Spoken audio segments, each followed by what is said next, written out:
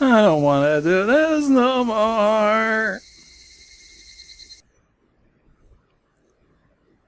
Oh, fuck. What?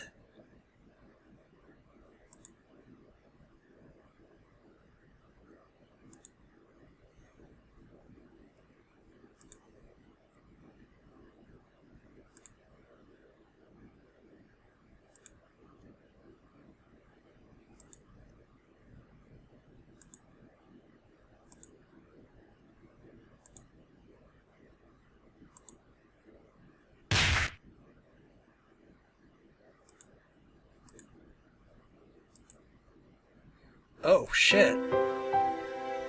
Whoa. Keiichi? What's the matter? Sorry. I was still half asleep. I thought it was still 1 or 2 a.m., but the morning sun was streaming through the gap between the curtains. It felt like nothing, like morning. Yesterday I must have fallen asleep right after that. I shouldn't have gone a full 10 hours, but it didn't feel like that at all. My internal clock was completely screwed and my sense of balance fell off. I felt feverish enough that it was clear to me that I was still not well. Well, Keiichi, how are you feeling? Can you make it to school? I was well enough to go, but I wasn't mentally prepared for it. I was still plagued with the terror from yesterday. If I'd swallowed that needle, what would have happened? Or what if it pierced my tongue? Undoubtedly a murderous intent, but I don't think that's all it was. If they really wanted to kill me, there were other, more certain ways to do it.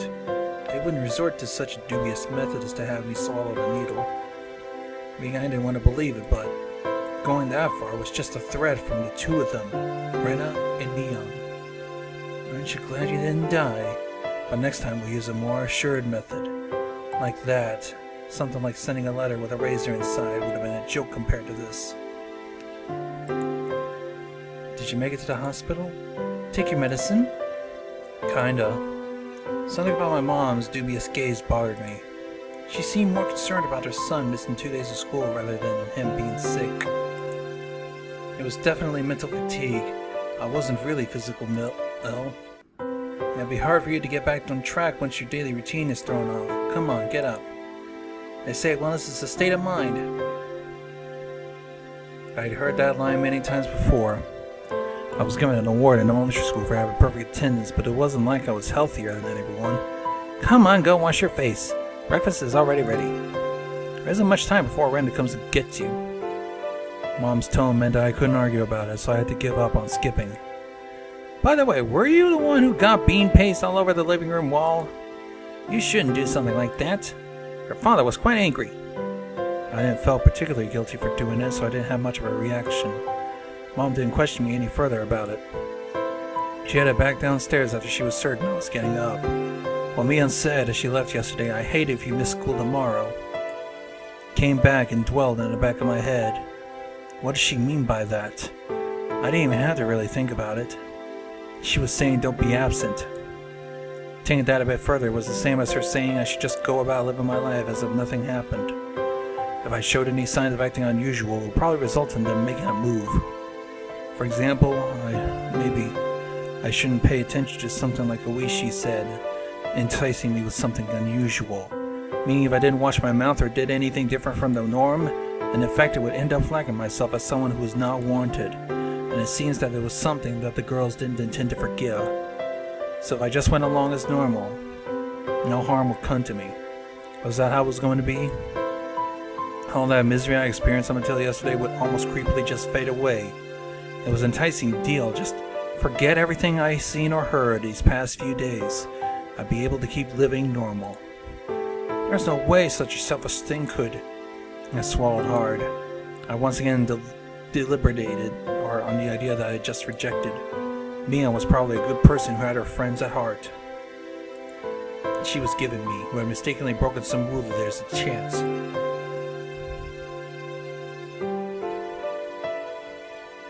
Maybe not, who knows? Was what I did really something so unforgivable? Mian had given me another chance. She was saying if I just forget everything and keep on living like I had been, I'd be forgiven. Keiichi, your food's gonna get cold. Hurry up and get down here. Rena will be here if you don't hurry. I'm coming. I crammed my textbooks into my bag and hastily made my way downstairs. I picked up my somewhat bland breakfast. Seemed like it didn't have much time. It was already past when I have usually met up with Rena. Given yesterday's event, she'd probably be here in the next 5 minutes. I need to be ready to head to school by then. I had to forget everything that happened in the past 2 days. Forget it all. Return to normal. For this to be normal, I had to be where I normally meet up. Today of all days, the rice was dry and hard to get down. I jumped at the sound and dropped my chopsticks. The chime signaled that she had arrived. Mom hurried me along. Come on, Rena Chan's already here. Hurry, hurry. My mother's merry smile and my gloomy face were polar opposites. Honestly, I was reluctant to see Rena, who was waiting there on the other side of the door. The Rena on the other side, was it the Rena I knew? I couldn't keep her waiting. I needed to do things as usual. Morning! An invigorating greeting filtered in from across the doorway. I came since Keiichi-kun was a bit late. Will he be okay today, I wonder? The manner in which she was concerned was without a doubt the Rena I knew, but I was probably only if I reciprocated. Forget everything from yesterday. Pretend nothing happened.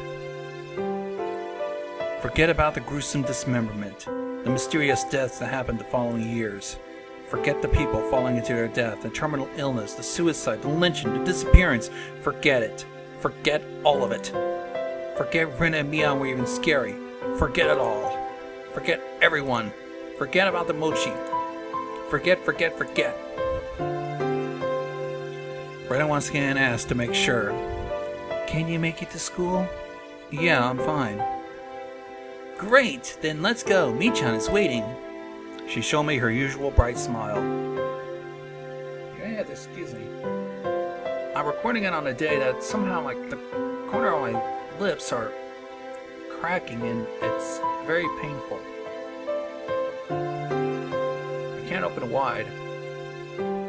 No bleeding, it's just pain. I couldn't find any hint of deceit in the expression. My nervousness dissipated, giving way to relief.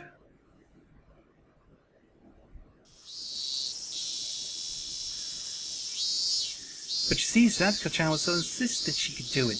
As we were walking, Rena talked about a lot of different stuff, more than usual.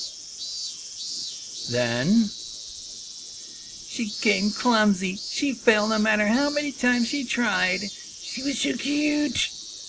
Everything Rena talked about was silly nonsense, so I replied every so often and laughed from time to time. A rather laid-back conversation. We passed one of the neighbors and they called out to us. Oh no, you two are a bit late. Mion said she was going on ahead. Uh-oh, did Michan look mad? I wonder? We need to hurry up. As we smiled and parted ways with our neighbor, they turned back towards me and stuck out a tongue. Unexpected, I couldn't help but crack a smile. Keiichi-kun smiled. Wait, what? She stopped and stared at me. I was thinking you still haven't recovered from your cold since you seemed down this morning, but now you seem fine. All right. Without a grin, she gently poked my cheek. It was a bright, sincere smile. Keiichi, Mayabara, how could you still doubt her after she shows you a smile like that? Maybe I just had a high fever up until today, and I imagined everything that I thought happened before I was bedridden and delirious. I really hope that was the case. If God would grant me just one wish, there is only one thing that I wish for. I would want what happened in the past few days, more specifically from the night of the festival to last night. I want all of that to have never happened. I wonder how many times I've wished for these past few days. As long as Rena kept on smiling, I think it might just become reality. So I wanted Rena to keep on smiling. Just to keep on smiling. So Keiichi-kun, the mochi yesterday, did you eat them all? The vain wish of mine was instantly shattered. My heart began palpitating, and the relaxed morning mood became frigid. Her smile was the same as usual. Eyes were gentle as usual. The mochi, did you eat them all? Of course she wasn't asking the question at face value. In other words, she was asking, did you get the message? She was probably trying to convey that. Keiichi-kun? I was reluctant to give an answer, but she stopped walking and stared deeply into my eyes. Don't hesitate, Keiichi. She's acting the same as always, wasn't she? I need to respond in my usual way. Naturally, of course. But both my throat and mouth had gone dry, and my lips were stuck together. Hurry and answer. Not that much time has passed. I could still keep the conversation going naturally. I had to say something quickly. Did? She playfully mimicked what I said when I finally squeaked something. Rena was still normal. It seemed that there wasn't as long of a pause as I thought. Somehow I finally squeaked out the rest. Delicious. My strained efforts neither sullied nor brightened Rena's expression. For a moment I panicked, thinking I replied incorrectly.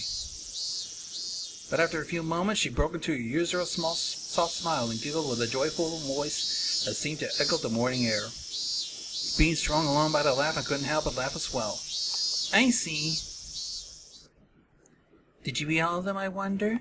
I wonder. The timid smile froze again. Did you make it without swallowing the sewing needle? Was that what she asked? If I had swallowed it, I wouldn't be here. I couldn't finish all of them. There's still some left. I was scared out of my wits, but that's how I played it. Huh? What about the homework to see if you can tell which one she made? That homework? Was it due today? Yeah, it's due today. Each child will get angry. Probably a penalty game ready for you. We both laughed at each other again.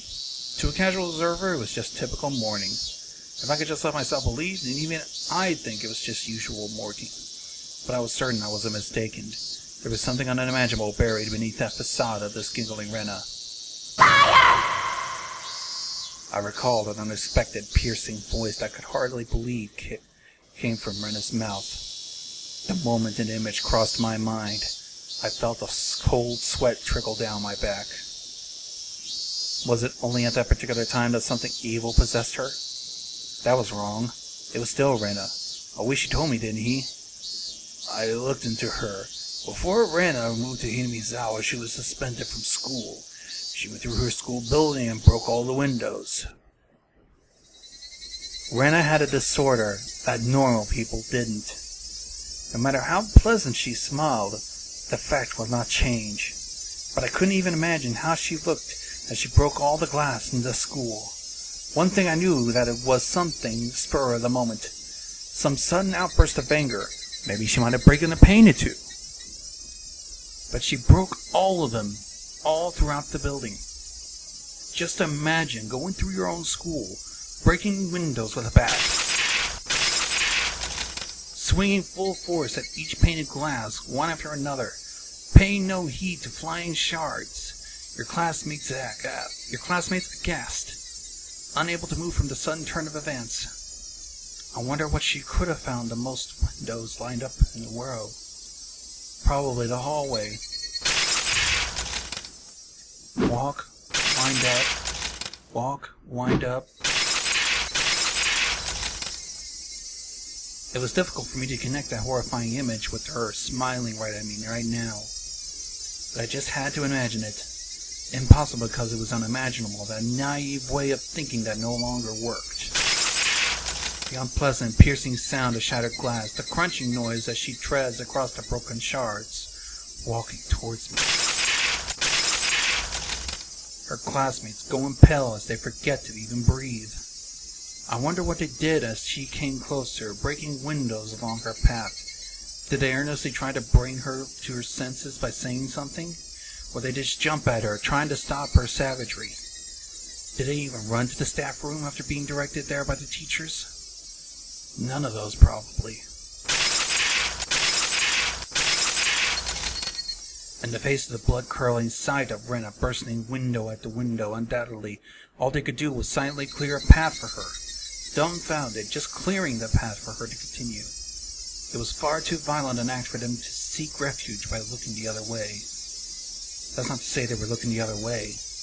They were doing the only thing they could to protect themselves. If they had done something differently from the rest, they may have suddenly found themselves as their new target. Her new target. What would she have done to whoever attacked her attention? The answer was obvious. She would undoubtedly act accordingly to her whims. Meaning they would, or I would be the next window. She's staring into my eyes. shard of glass crunching and crackling underfoot as she drew ever so close. I was also drawn into her eyes, as paralyzed.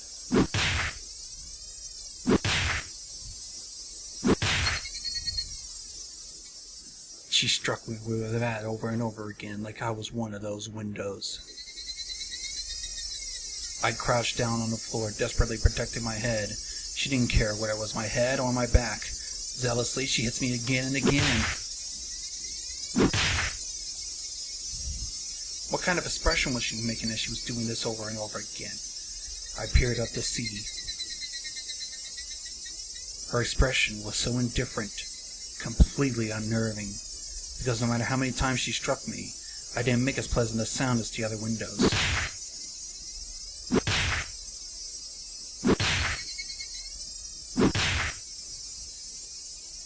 She struck me continuously over and over again.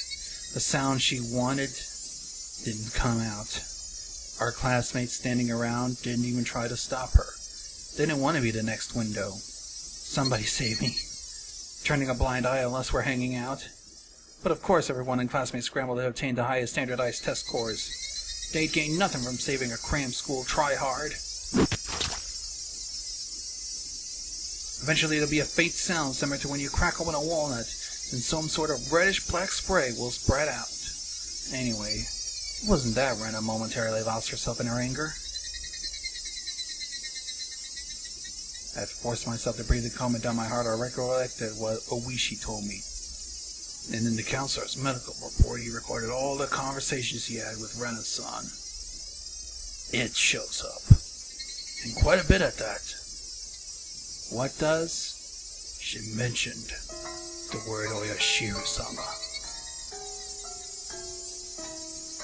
Following that, she was suspended and had regular examinations. Then, as she was undergoing counseling, she said it over and over. Oyashiro-sama. Seems that the Ooishi she spoke of was like a ghost, appearing in her house every night, standing over her pillow, looking down at her. That was the only piece of conversation. I couldn't see the big picture, but it was no means a happy look on her. Sorry. I can't even swallow this shit. I'm reading this shit, but I still can't swallow it. It was no means a happy little conversation. What Rena did, was she saying that ghastly incident was a result of her being possessed by the demon? Up until now, I didn't want to believe in Ooishi-sama's curse. That's why I wanted to say the mysterious deaths every year happened because of some sort of conspiracy. Every time I talked with Ooishi, I was more certain the deaths were the work of men and not some curse. Except it was people perpetrating the incidents, my friends were somehow deeply connected. If I refused to believe that curse was real, then I would have to believe that those who acted the kindest to me were deeply involved. Why? How? For what reason? Was Rena? Was everybody? It was much more painful and troublesome than accepting it that it was just Ooishi's curse. In the aftermath, she admitted to her doctor that it was because she was possessed by Ooishi. I felt a strange sense of relief from that. So that's how it was. There wasn't a second side of her. She did that because she was possessed by something strange like Ooishi. It wasn't her fault. Ooishi was the one to blame. I knew. This was all backwards. Refusing to believe there was a curse, I wanted there to be a human perpetrator. Now that my close friends were the ones under suspicion, I changed my beliefs at my own convenience, saying it was Ooishi's curse to blame. Which was the better choice? Accepting the curse exists? Or that Rena and the rest of them were deeply involved in a string of mysterious deaths? I didn't want to think about it. If I just didn't think about it, I'd be able to continue the same as always. I want to believe that. But that was no longer possible. I had received their message. It was pathetic of me to try to bend the meeting to my own convenience. Regardless of my opponent being a human or curse, I won't let it kill me. As if I would just bend over and give in, for no good reason at all. Gage-kun, you've been making a really weird face. Why, I wonder? Inhaling sharply upon hearing Rena's voice, I came back to my senses. Before I'd realized, we were already at the entrance. Shaking my head a few times, I exorcised all those terrifying thoughts. No matter how you looked at it, there's no way Rena could have done such things. It was like I was trying to placate myself, or placate.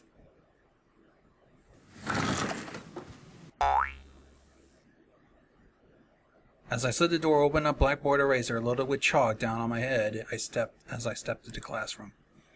The chalk just went over my eyes, inducing a brief moment in agony. How befitting for the true and cagey son. Good morning to both of you. Good morning, Sandako and Mika. Not quite in the mood for it, I didn't really react to Sadako's trap. She braced herself as I passed by, expecting me to attack her. She seemed a bit disappointed as I simply walked by.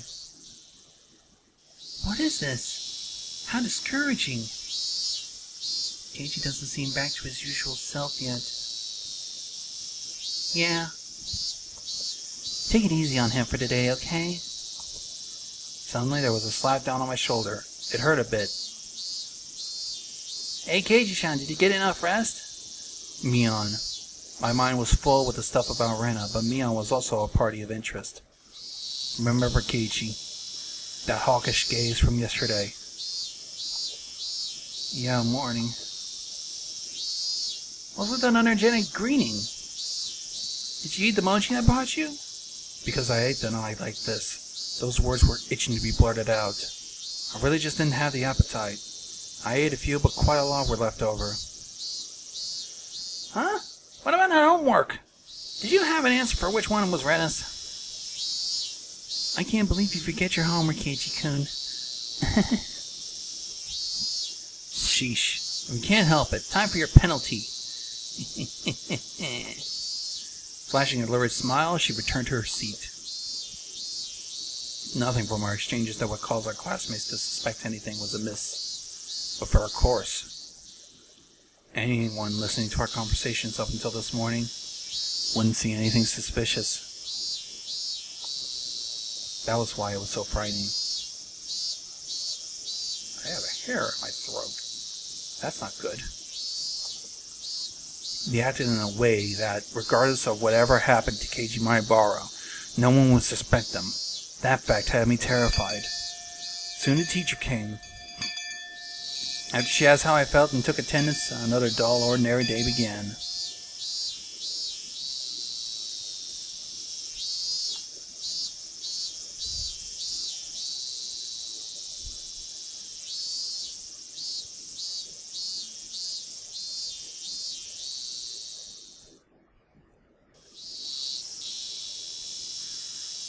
This free study period was a convenient time to consider where I stood. I gently closed my eyes and pondered the ridiculous position I'm in. First of all, what I shouldn't forget was how dangerous of a situation I was in. I had fallen out of favor with them. After interacting with Ooishi multiple times, I could see it as I was getting closer to the heart of the matter. The warning yesterday with the mochi was a good indicator. Call it a warning was just a habit of understating things. Probably had no meaning beyond stunning my progress and buying themselves time, until they had a method of completely erasing me. They were just biding their time. Even though they were keeping me under their thumb with threats, it didn't change the fact that I knew too much. The chilling sensation at my desk made me recall Satoshi, the boy who was using the seat until last year. Was he also similar to me? Did he learn something he shouldn't have? Was erased? Damn, I wouldn't let them get rid of me so easily. I would never. But weren't they really trying to kill me? I've had these contradictory feelings for a while. Even though I suspect them, I felt like I had to cover for them. With all of their suspicious behavior, a morning like this just made it seem like an elaborate hoax. No, that's just what I want to believe. Downing my friends, covering for them, my life was in danger. Or was it? Actually, I was debating the wrong point. Given my current situation, those points were something that should have been deliberated on a long time ago. But really, Rena and the rest of them, were they actually aiming to kill me? The little voice inside me continued to torment me with unresolvable trains of thought. Are you an idiot? The answer should be obvious. But maybe that sewing needle might have been just an accident, right? How could you screw up and drop a sewing needle into a piece of mochi? The benefit of the doubt can only go so far. Both Rena and Mion acted and behaved suspiciously, but maybe it was all some sort of misunderstanding. What kind of misunderstanding? It wasn't just suspicious, it was outright ludicrous. Rena just corrected me for lying. Mion only asked me what I had for lunch. Rena was standing outside our door eavesdropping for a good hour, you know. She was probably just waiting for my phone call to end. For a whole hour outside your room? And it was normal to go home afterwards without saying anything? You heard from Ooishi, didn't you? About what Rena did at her former school. But at the hospital she said it was Ooishi or someone's fault. Cut it out, Keiichi Maibara. Do you realize they're out to kill you? Yeah. I inadvertently blurted those words out loud. Hearing myself say that so directly left me dumbfounded for a few moments. Afterwards, I heard a look around and checked to see if anyone else had heard it. My little soliloquy cut a little too close to the truth. Even though I couldn't feel the murderous intent from Rena and the others, part of me somewhere was still trying to deny it. This late in the game, such hesitation could be fatal. I knew that, but I was just your average student, man living his normal, ordinary life. Do you think I could suddenly believe that my friends who had been happily laughing together with me up until last Sunday now intend to kill me? Right? You're too soft, Keiichi. This time I remembered to keep my voice down so only I could hear it. There was one thing I now understood.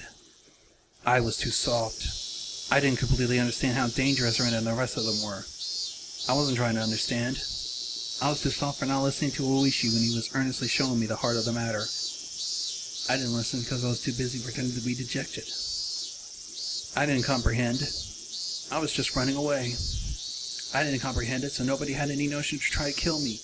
I needed to get rid of such naive thoughts. As I made that resolution, I heard the bell signaling the end of class. So soon. The day was already over. I didn't recall eating lunch or doing anything in class. My friends were just putting their desks together in preparation for club activities. Not long ago, I probably would have happily jumped into that circle. My, Keiichi. How did you even think about leaving? The way she spoke was typical and familiar. It was physically hurt him. Keiichi-kun, is today not a good day, I wonder? We were going to win big together. Seeing Rena's expression, what she said was really looking forward to today. It was hard to take. Hey Keiichi, maybe Ooishi-san is just some enormous jerk trying to separate me from the others by lying to me.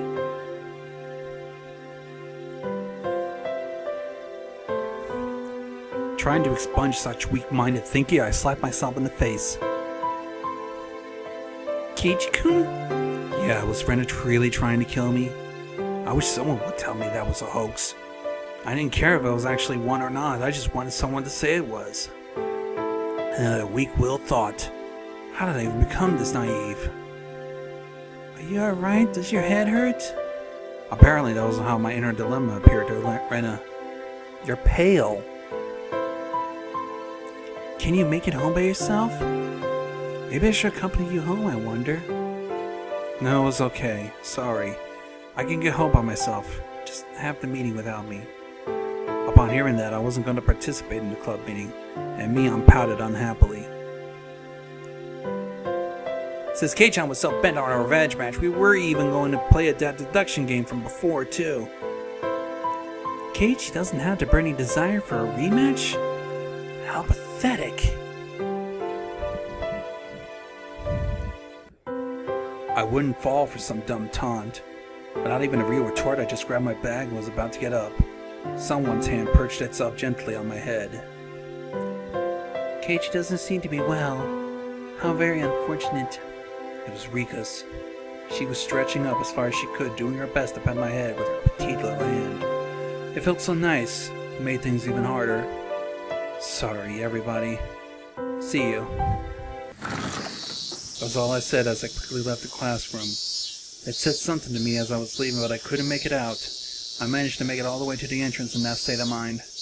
took out my shoes, put them on, and went forward. Forward. Hardened at heart, Keiichi. They were for some unfathomable reason trying to kill me. They were plotting something dubious, watching my every move, but I couldn't hate them. Weren't they my friends? Part of them lamented my naivete. I don't know how to pronounce that. While another part lamented by the fact that I lost something important by lamenting it over in the first place. It felt like my conscience was being ripped out of my body. If this was what Ooishi-sama's curse was like, it was just too harsh. Hey Ooishi-sama, I was wrong for not believing in your curse, but I believe in it now. Completely. Your curse does exist. Seriously, give me a break. I beg of you to come on.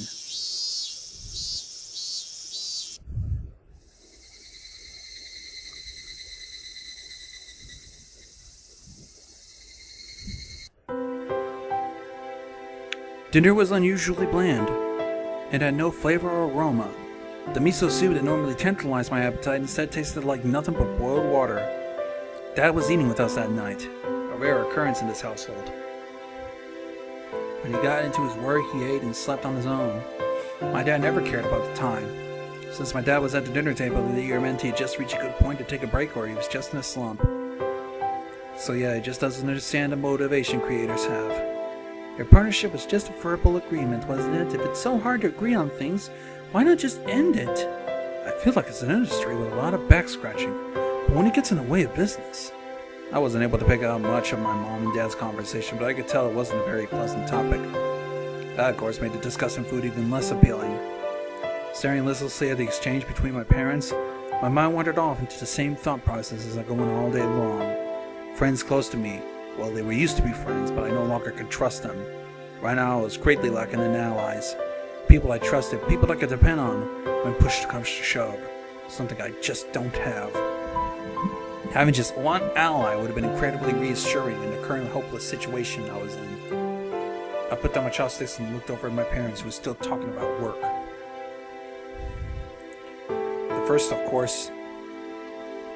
The first course of action that came to mind was to tell my parents everything. Currently, there wasn't a single person from Higurashi that I couldn't trust 100%. The only people I could trust were my parents. But if I told them everything that happened up until now, would they understand? Rena. That neighbor, Rena, who was so diligent in looking after me. She came over to me every day. We'd even brought over a share of what she made. How can I explain that she wanted to kill me? No matter how I explained it, it would probably be difficult for anybody to comprehend. My somewhat eccentric dad wouldn't understand, and my high-strung mom would probably drive me off to a psychiatrist in the blink of an eye. That was the amount of trust that existed in our relationship. Even if they did come to understand, what could they possibly do? Unless they could uncover the truth, they wouldn't be able to protect me. By informing these of these unnecessary things, I'd put my parents in danger as well. Considering these victims in past instances were often married couples, I couldn't even joke about it. For the entire Maibara family to have an accident, or just to vanish into thin air, it was easily possible in Hinamizawa. What was important here was that knowing something unnecessary puts you in danger. The most unsettling question was, how did they know I knew? As long as they didn't know, my parents might not fall victim. That was one way to think about it, I guess. At least it was like that in my case. After I found out, things started becoming odd. Like, it meant the following. As long as my parents didn't know anything, nothing would happen. As long as they're here, this house would be a safe haven. I knew these were just assumptions based on conjecture on top of conjecture. Wanting this house to be a safe haven. That was the pinnacle of my weak-willed method of thinking. I had to concede that it was nothing completely safe. It was only safe than the outside. I knew that I couldn't rely on my parents. No, I couldn't risk getting him involved. The only person who could be my ally would be Ooishi. Seems him and him alone. The only person who understood the situation I'm in. He didn't care so much about my safety. But he was without a doubt passionate about solving this. A bit frustrating. He was basically the whole reason I was in this mess. Now to get out of it, I had to rely on him. It was all going according to his devices. Just my job to look appetizing while bobbing in the waves as bait. Then when the fish started gathering around, he would pull up the big haul. It was slightly infuriating, but even I thought that was the best course of action. So what should I do? Patience was the first rule of fishing. Keep waiting until they bite. But I wasn't simply bait. There were lots of ways for me to struggle before being devoured. When day struck, I needed to somehow just dodge enough and tag out to Ooishi. No question it was going to be hard. The timing to bring Ooishi to him would be difficult. He was in the city. He doesn't live here. So if I phoned him in my moment of need, it would take him about 30 minutes.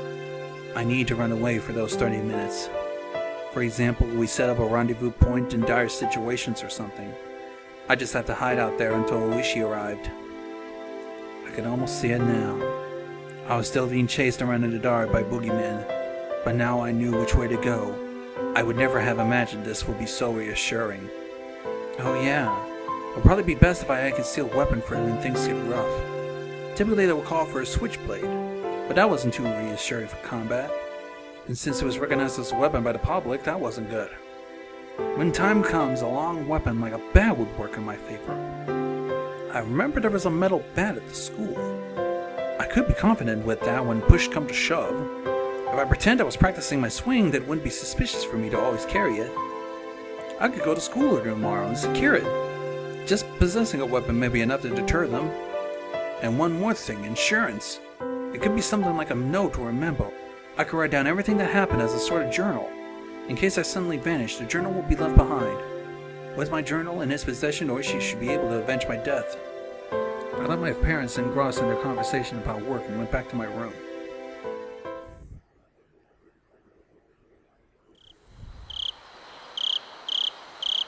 I tore out a piece of paper from a notebook and made my way to the desk. Last time I wrote a journal was for summer homework in elementary. On the off chance something bad happened, the police could use my diary as lead, so I should write down facts.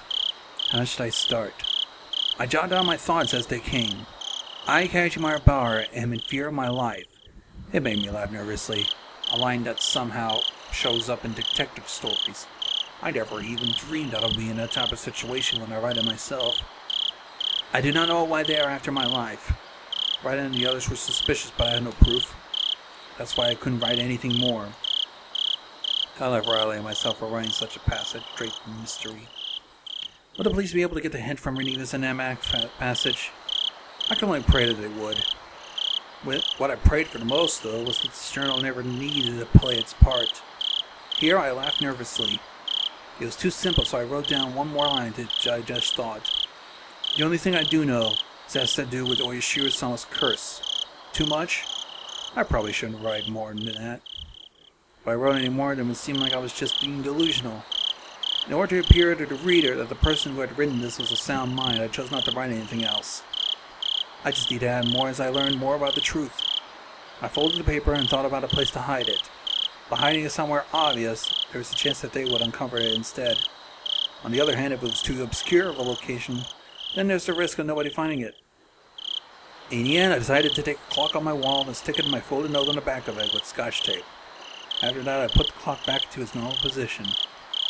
Yeah, it didn't look like anything was hidden behind it. Now I need to set it up that if anything happens to me, my parents could find it. I looked at it from countless different angles until I was satisfied and made my way downstairs. My parents were still talking. It didn't look like it was going to end anytime soon, so I cut in. Sorry to interrupt. I have something I wanted to talk to you about. I never started off a conversation like that, so my parents were both startled. They stopped talking and turned towards me. What is it? I have a favor to ask of you, so can you listen? Just in case, you know? It's not urgent. Can we do this later? Right now, Mom and Daddy have some urgent they're talking about. I didn't think their talk was more urgent than mine. In any case, I stated my request. Just in case, okay? If I die... Both of my parents' eyes went wide as saucers. If I die, I want you to put the clock on my wall in my coffin. If they did that, they'd probably find it. My memoir. My parents remained wide-eyed, not moving an inch. I couldn't blame them. I made that clock in shop class and I really like it. So please... What's the matter? Keiichi, did something happen? Mom was finally able to ask me without questioning gaze. Well, with a questioning gaze. Of course, this was normal response when someone's son suddenly talked about a subject like this. I felt bad about making them worry, but right now I just wanted them to think about the clock in my room. With that awkward mood leading the room in silence, I decided to go back to my room. I wanted to get into school early tomorrow, so I'm going to bed. Good night. Saying that I left the living room. I needed to get to school early tomorrow and secure that bath. I should make it today the last day I went to school with Rena. As I climbed the stairs, I heard my mom calling my name, but I pretended to not hear her. It wasn't something I could talk about with my parents. If I talked about it, it would only make things more dangerous. The fight that had begun was mine and mine alone. I couldn't rely on anybody. I wouldn't be killed, not when I still knew nothing.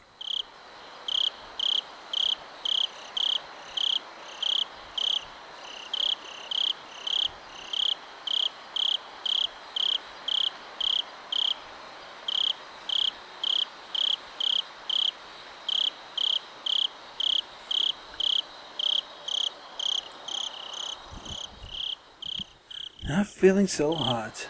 Let's see what this is.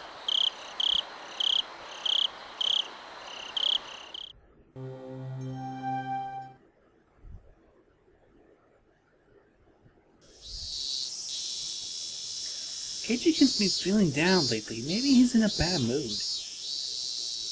I wonder. Maybe he's on his period. Michan, that's gross.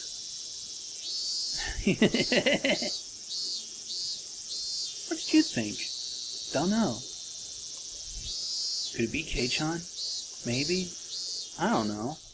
That day Kei-chan was in that car talking to some tubby middle-aged guy, right? Yeah, no mistake. That Ooishi probably fed him something fishy. He was in so serious mode. Keiichi's face so pale. You see, you might not know this, but he's actually the messenger of Ooishi-sama. Huh? What did you mean? Whenever he shows up, someone is demoned away. No lie. Oh, is that so? The year before last when Rika's mom drowned? Right before that, she was visited by Ooishi. How did you mention that it happened before Satoshi-kun transferred? Transferred? You're so sweet, Rena. So this time he appeared before Keiichi-kun. So Keiichi's gonna be demoned away too? An empty silence hung in the air, and it was suddenly interrupted.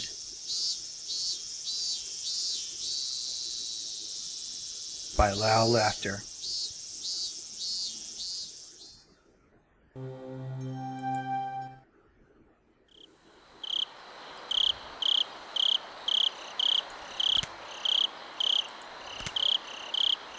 Let's try and continue. I want to go on a little longer.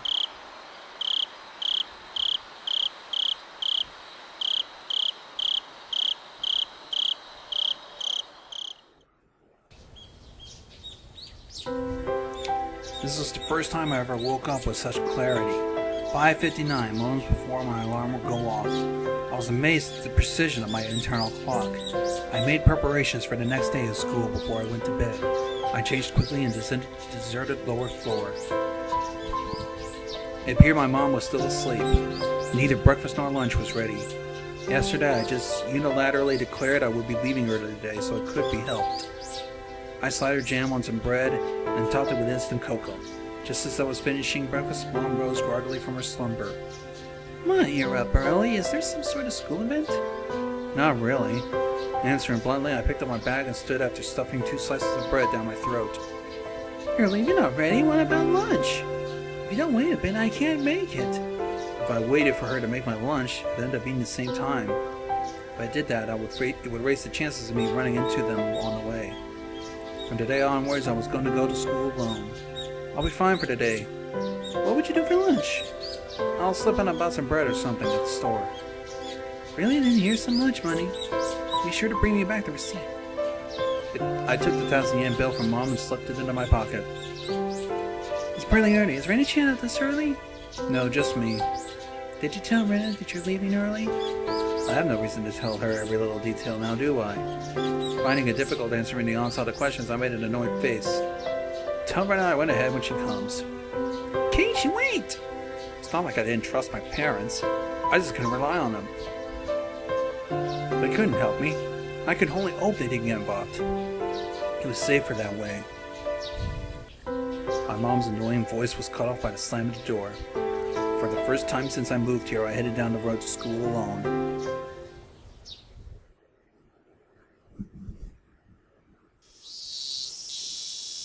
Up until now, I always walked down the same path at the same time each day. So I always meet with the same people at the same places. But today was different. I didn't meet the people I would normally, and nobody was at the places I would have normally meet them. Of course, Rena wasn't in the spot where we usually met, and there wasn't anyone at the spot where we would have met with me on. The length of the tree's shadows, the morning air, the brightness of the sun, a completely different morning than what I'm used to. Without a doubt, it did feel strange.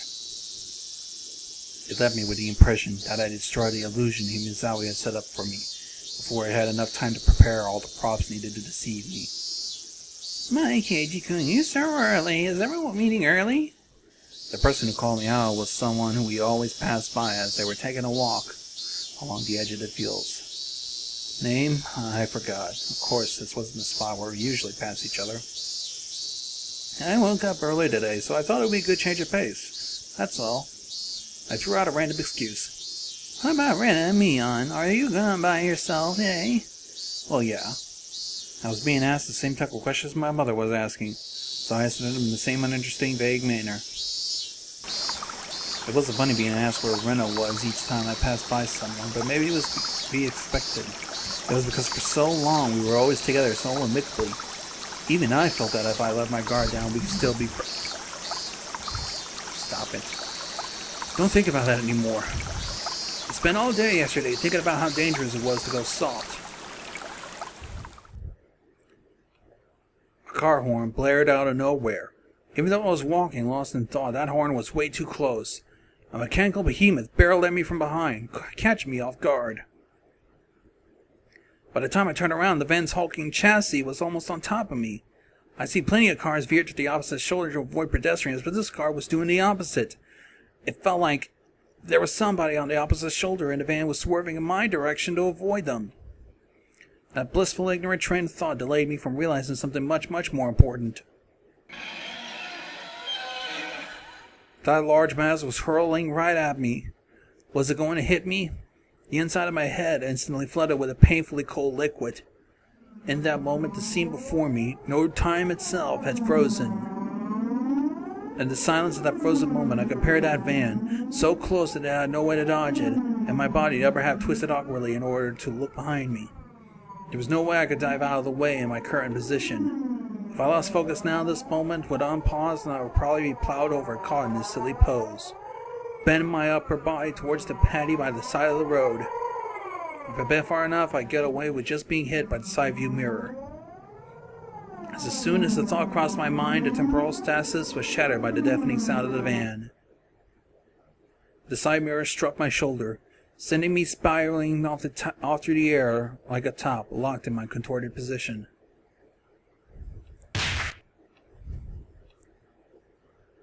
Sent tumbling through the air, I crashed into the muddy patty by the side of the road. My entire body was soiled and drenched, but the choice I made in that instant was unmistakably for the best. I was covered in mud, but when the alternative was being hit by a car, it was the closest I could be unscathed. Rising out from the patty, I had enough in me to get over the stopped van and yell for profanities at the driver. I'm not sure if he was able to see me, but the van sped off suddenly. Wait, damn it! This is what they call a hit and run, wasn't it? I couldn't help but continue yelling out profanities. The disgrace from being covered in mud hurt me more than any physical wounds. I slogged through the muddy patty and made my way back to the road. It's a crime, goddammit! Shit, I'll track you down and sue you! If I go looking for a van, I'm sure to find it in this little village. The path I was on had rice paddies on either side, and it had been so narrow one car could barely fit through. It wasn't a place you could tear full speed in a car, let alone pass by pedestrians. Not only was it a narrow road, but the car just now was close to my side and the other. Even as I cursed, I was desperately trying to suppress the dark cloud whirling up within me. This wasn't some hit and run. That car just now was trying to run me over, didn't it? Thinking back, I did feel like there had been a car creeping up on me slowly for a while. That's right. As soon as I parted ways with that person taking a walk, I had that feeling the whole time. If it had wanted to pass me, it had no shortage of chances. Normally I wouldn't have felt suspicious and turned around sooner. But as I was lost in thought and kicking myself for not realizing it was there sooner, and when the path became narrow, there was no one else in sight, he floored it. If I had hesitated for even a moment, the result would have been no laughing matter. As the adrenaline rush from nearly being run over subsided and the realization of just how terrifying the preceding events was, it sunk in. No doubt about it, the van was intentionally trying to hit me. A cold, vicious sweat seeped from my scalp and slid down my back before dribbling off. I struggled to avoid falling into a panic. There was still the possibility that this was really just an accident. Calm down, CrAzY. But don't also be naive. Being that relaxed will get you killed. You need to always be on your toes. Don't give in to Don't give him any openings. If my enemy was really out to kill me, the next time they would need a more reliable method. If that time came and I was acting like I was now, I being covered in mud was the price I paid for my own naiveness. Covered in mud, no injury, not even a sprain. I guess this is what you call the silver lining. I began walking again, this time cautiously. I wouldn't even show a hint of carelessness. I suspected only Rena and the others until now. It was because I suspected them that I believed there was no one their enemies. Ooishi had said so, didn't he? There was the possibility that all the families of the village were involved. Was I really mired so deeply in a situation that I had no choice but to try to carry on like usual? Wouldn't it be safest just to hold myself up in my house? But the moment I abandoned my regular routine, everyone around me would abandon theirs as well. That was just too horrifying of a thought. I recalled the tales Ooishi told me when he and Mizawa was still called Onigafuchi. A frightening tale of an entire village of demons hunting their prey, surrounding them, eating them alive. One must not interfere with the demons. One must pretend to not see it. The enemy were numerous, all of the village families. The villagers with their unwavering faith in the curse will do nothing to help me.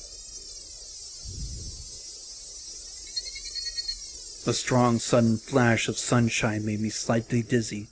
I had no idea what was going on anymore. When I suspected it was the work of man, I caught a glimpse of Ooishi's curse. And when I suspected it, someone would poke their head out. What was coincidence? Intentional? Who was my enemy? Who was just a bystander? What I really truly wanted to know was, how did I end up with the proverbial bullseye painted on my back? Eventually an answer in a form I could understand will appear. I don't care when that will happen, because until then I can't die. That alone fueled my resolve to fight and will keep me alive.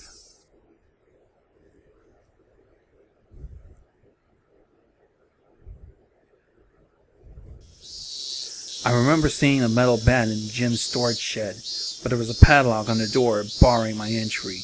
At the very least, I wanted to get my hands on it before everyone else arrived. I circled around the school grounds impatiently. But all I could find were things like pieces of lumber, not that I could bring into the classroom easily.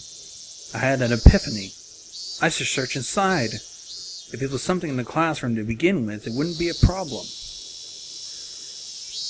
I could tell that everyone's indoor shoes were still in their lockers. Good thing I came early, nobody else was here. I wondered what I could find in the classroom. I didn't think I could find an especially effective weapon like a bat. but it couldn't be helped at this point.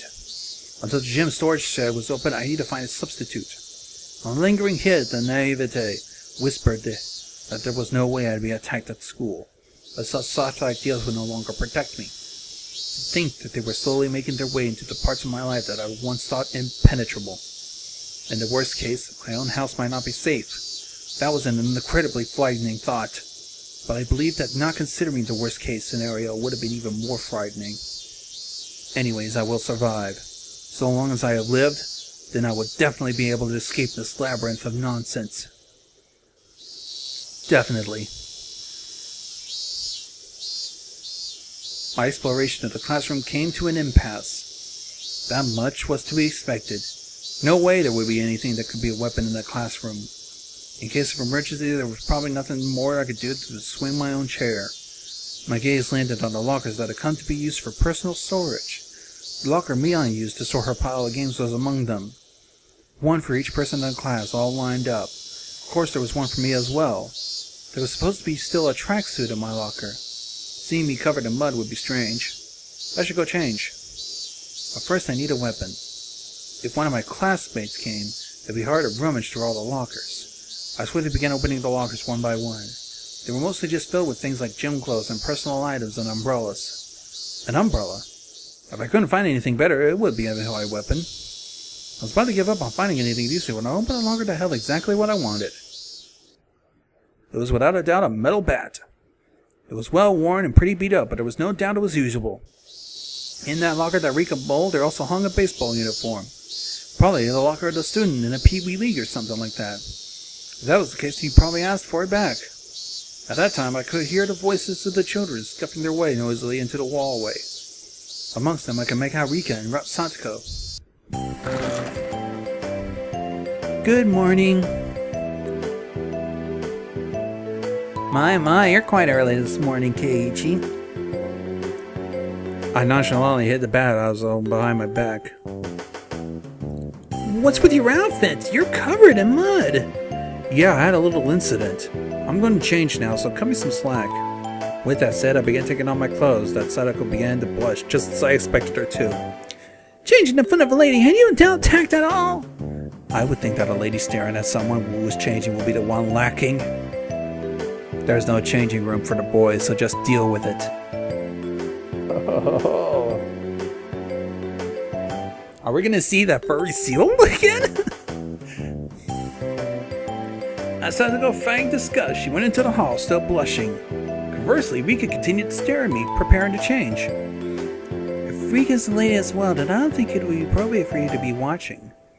I'm not a lady, it's fine. She deliberately pouted and looked at me with upturned eyes. Starting now, you're a lady. If I'm a lady, I suppose I must. She appeared to be satisfied with being considered a lady and made her way joining Sadako in the hallway. Just as I breathed a sigh of relief, Rika suddenly stopped and turned towards me. Are you going to start playing baseball? It seems Rika had noticed the bat. Yeah, just, I was feeling a bit out of shape, so I thought I'd just try practicing my swing. It's wonderful you're taking care of your health. She was talking like an old lady despite her appearance. After saying that, she started to leave again, but stopped and looked back at me. Don't lose that bat. It seems she already knew I took it out of someone's locker. There was no name on the locker door. I didn't know whose bat it was, but it would be borrowing it until they could. It wouldn't be for long. Just until this gym storage shed was opened. After quickly changing to the tracksuit, I checked the time. Plenty of time before class began, because I came so early. I took the bag in one hand and went out to the schoolyard. Of course, to practice my swing. I needed to make it known that I would always have a bat on me so I could practice. At some point, the sunlight became even stronger. Disregarding my classmates as they made their way to school, I took my position in the shadow of the school building. I wasn't the academic type, and I wasn't much of an athlete either, so I might get muscle pain if I just started swinging. I should at least start out with some warm-ups. I doubt anyone would think I was doing something out of the ordinary, which was the exact opposite of my actual mental state. I grabbed the bat and swung lightly. The bat was by no means light. The weight would make it a reliable weapon when I needed to be. Of course, I could only pray that the moment I need to use it would never come. Just carrying it around could deter attacks against me. At least that's what I hope.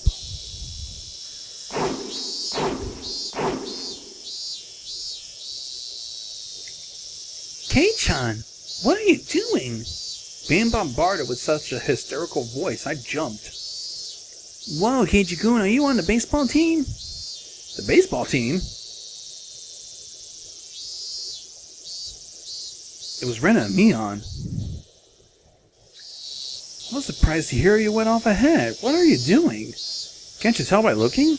I'm practicing my swing for the championship. You can say it's part of my diet if you want. Diet? Are you really that fat? Bet you didn't know I actually had a beer belly. Just plump it jiggles. Plump it jiggles. Rena, you don't have to imagine something weird like that. To disrupt Rena from imagining something that vulgar, I ruffled her hair messily. Well then, I hope you make it to the regionals. This soul man will cheer you on. Regionally speaking, it seems Oshima High is pretty strong. They say their southpaw Kamada is amazing. Good luck. Seems they made me out as a local prodigy, but oh well. Well, if I really did make it to the championship, we'll be a cinch. After all, I'd be the pitcher and catcher. I pitched the ball, run past the bat I just threw, and changed it over to being catcher in a burst of super incredible explosive speed. I left Riley out that ludicrous image. Coming back to my senses, I smashed the bat against the ground. Damn it! What am I laughing at?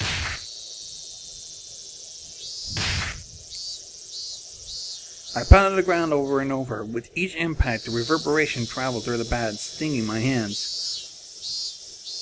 If they made me smile like that, don't allow anyone close to me. Don't trust anyone. No matter how many times I tell myself, if they made me smile like that, I already knew quite well that there were demons dwelling in those smiling friends of mine, but I just couldn't believe it. Did that kind of split personality really exist? Like how Rena confessed to the doctor, were they simply being possessed? In other words, did a supernatural being like that really exist? And was it possessing everyone try to kill me? That would be wonderful. If only everyone was actually my friends all along and everyone was just Ooishi's fault. Damn fool, Keishi Maebara. Come on now. I yelled out, drawing all the power from the pit of my stomach, and raised the bat violently into the air. Stop being so soft! As I screamed out with all my might, I beat the metal bat into the ground over and over. With every impact, my weakness was being beaten down.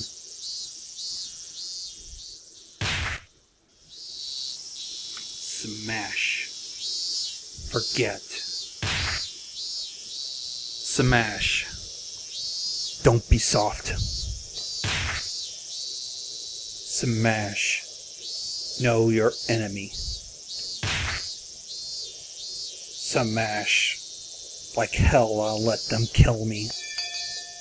My shoulders heaving up and down from my ragged breathing, I heard the first bell ring as I calmed down.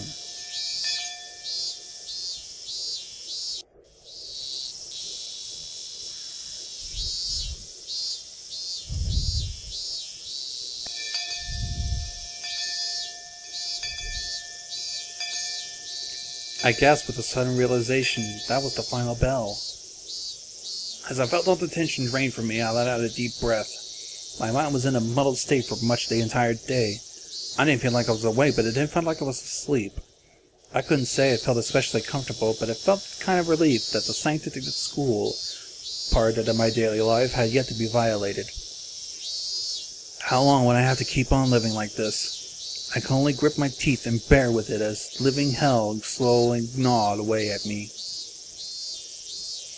Keiji-kun, come on! It's club time, club time! The sound of Rena's voice brought me back to my senses. Come on, Keiji, stop spacing out! Bring your desk, your desk! Everyone's moving their desk together as usual. That's right, it was Happy Fun Club time. But I had no intention of taking part. I haphazardly stuffed the contents of my desk into my bag as I prepared to go home. It was a weak-handed gesture to avoid having to actually say, I'll be going home now. What's this, Kei-chan? You're planning on going home right away? Mion sounded quite disappointed. I'm just not in the mood. Could you just let me be? The tone was spelled from my mouth matched Mion's disapproving glare. It felt like the air in the room had dried out. Satoko looked like she was about to say something, but dissuaded by the mood, she swallowed her words and stayed silent. Nobody said a thing. I took that to mean that I could leave if I wanted. With the collective gaze of the four of them, like the tiny pins used to mount an insect in the display, they held me in place. Rena was the one who cut through the heavy mood. Keiichiro, you just didn't like playing with girls, I guess? She said it in such a melancholic tone that it sent a wave of pain racing through. If this pain was going to kill me, I wanted to be the soft part that could still feel it. I tore at my chest, violently tearing out the pins that held me in my place.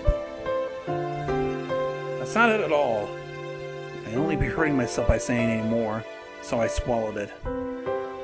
Cutting things off there, I turned away and exited. I didn't say a word.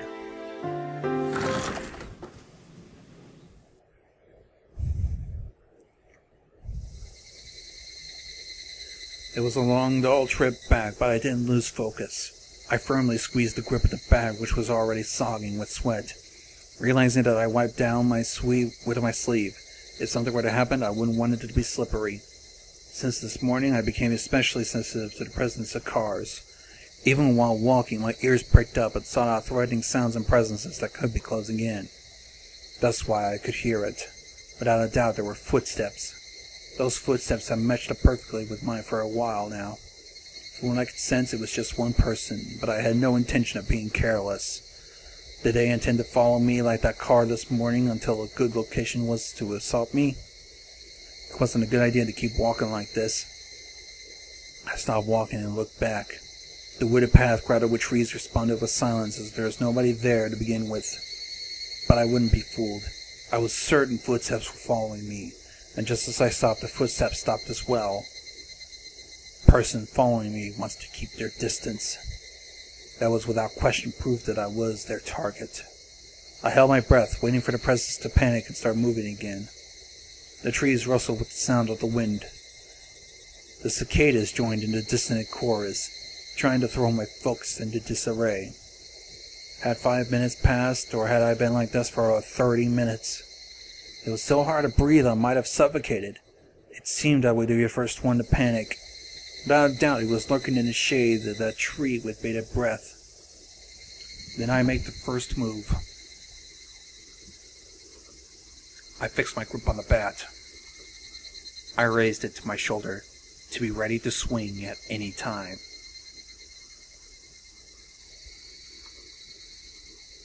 Hey! I know you're there! With all my might, I screamed at whoever was hiding in the shade of the trees. But the presence in the shade didn't budge. Until that moment I found them, they had no intention of revealing themselves. I know already. I know you're there! I screamed out angrily at them, but even still they didn't move. Then I'll go over there myself. With all due vigilance I approached step by step, stepping into the tree shadow. I saw a human figure there. The figure was curled up like a small animal. Rena? As she realized I had found her, her expression softened. She seemed apologetic, but wasn't going to speak a word. Unfortunately, I'm going to have to pause right here. I need a bathroom break. Back. Did you have some business with ye? I wouldn't accept that silence and scream and question her. Not really, it's just, She was in a panic with tears welling up in her eyes, but it was obvious that she had been following me. What about a club? Since you're not, I'm not. That shouldn't matter. Don't mind me and just play. But I'm just worried about you. Thinking about how I've been acting up at that, it wasn't hard to imagine that my behavior could have been perceived as strange. So Rena was concerned. At a quick glance, that's how it would have seemed. But I wasn't going to let my guard down that easily. Even if that was the case, she still wouldn't have to do something like to tail me. She should have called out to me when I was leaving and gone right out with me. But she didn't do that. She kept her distance and matched my walking speed. On top of that, she matched the sound of her footsteps and deviously tried to hide her presence from me. Then after she realized I noticed that she was there, she held her breath as she tried to hide from me. She wore a timid expression that would force one to take pity on her, but without a doubt, she was tailing me. Stop following me! Still glaring at her, I continued walking. After I walked for a bit, she ignored my command and began walking, so I yelled at her once more. I told you not to follow me! But my house is the same direction! Walk ahead of me! I'll walk once I can't see you anymore. I moved out of the way and waved my bat violently to urge her forward. I'd like to go home together with you. She was making a pitiful expression. She merely squeaked out the words in a voice that she knew would cut into my heart. That agitated me to no end. I knew it was a lie. If you wanted to go home together, you should have called out. Now you're just blurting out random lies. I'm sorry. It seemed a deceiving anger with me that was written all over my face. Even without me saying anything, she understood what I was feeling inside. If you get it, then go. I swung the bat, urging her to walk. She looked back and forth between me and the bat and started walking hesitantly, then stopped. Go on, hurry! I'm going. Please stop with the bat. It's scary. She guarded herself while pointing at me holding that bat. She may have realized that I wasn't planning on using this bat for baseball. I lowered the bat, but still guardedly opened the way. Go. There's no problem now, is there?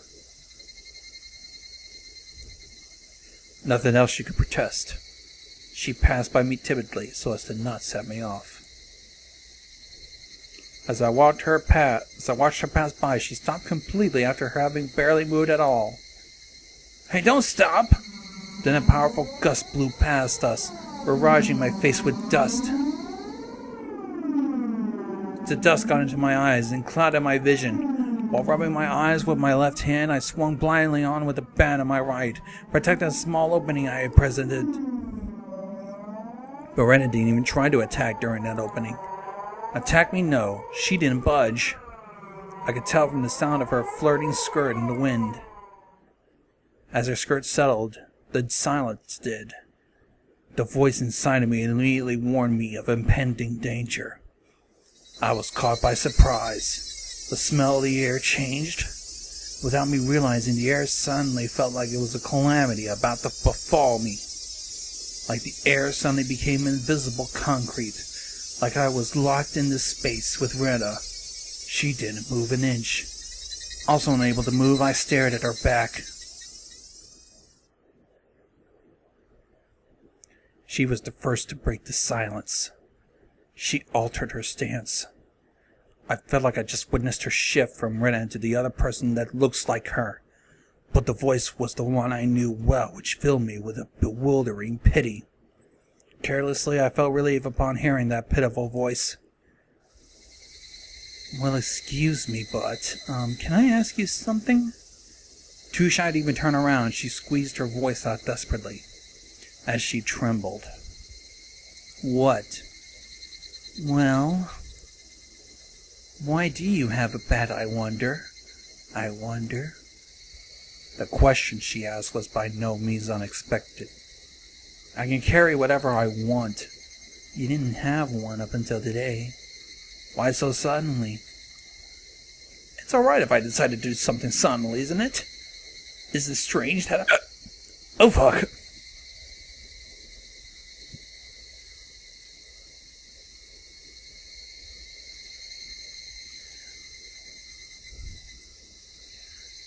Is it strange that I have a bat?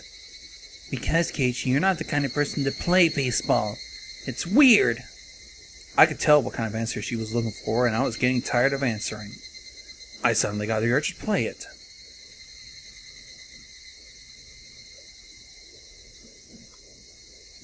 Is that so weird?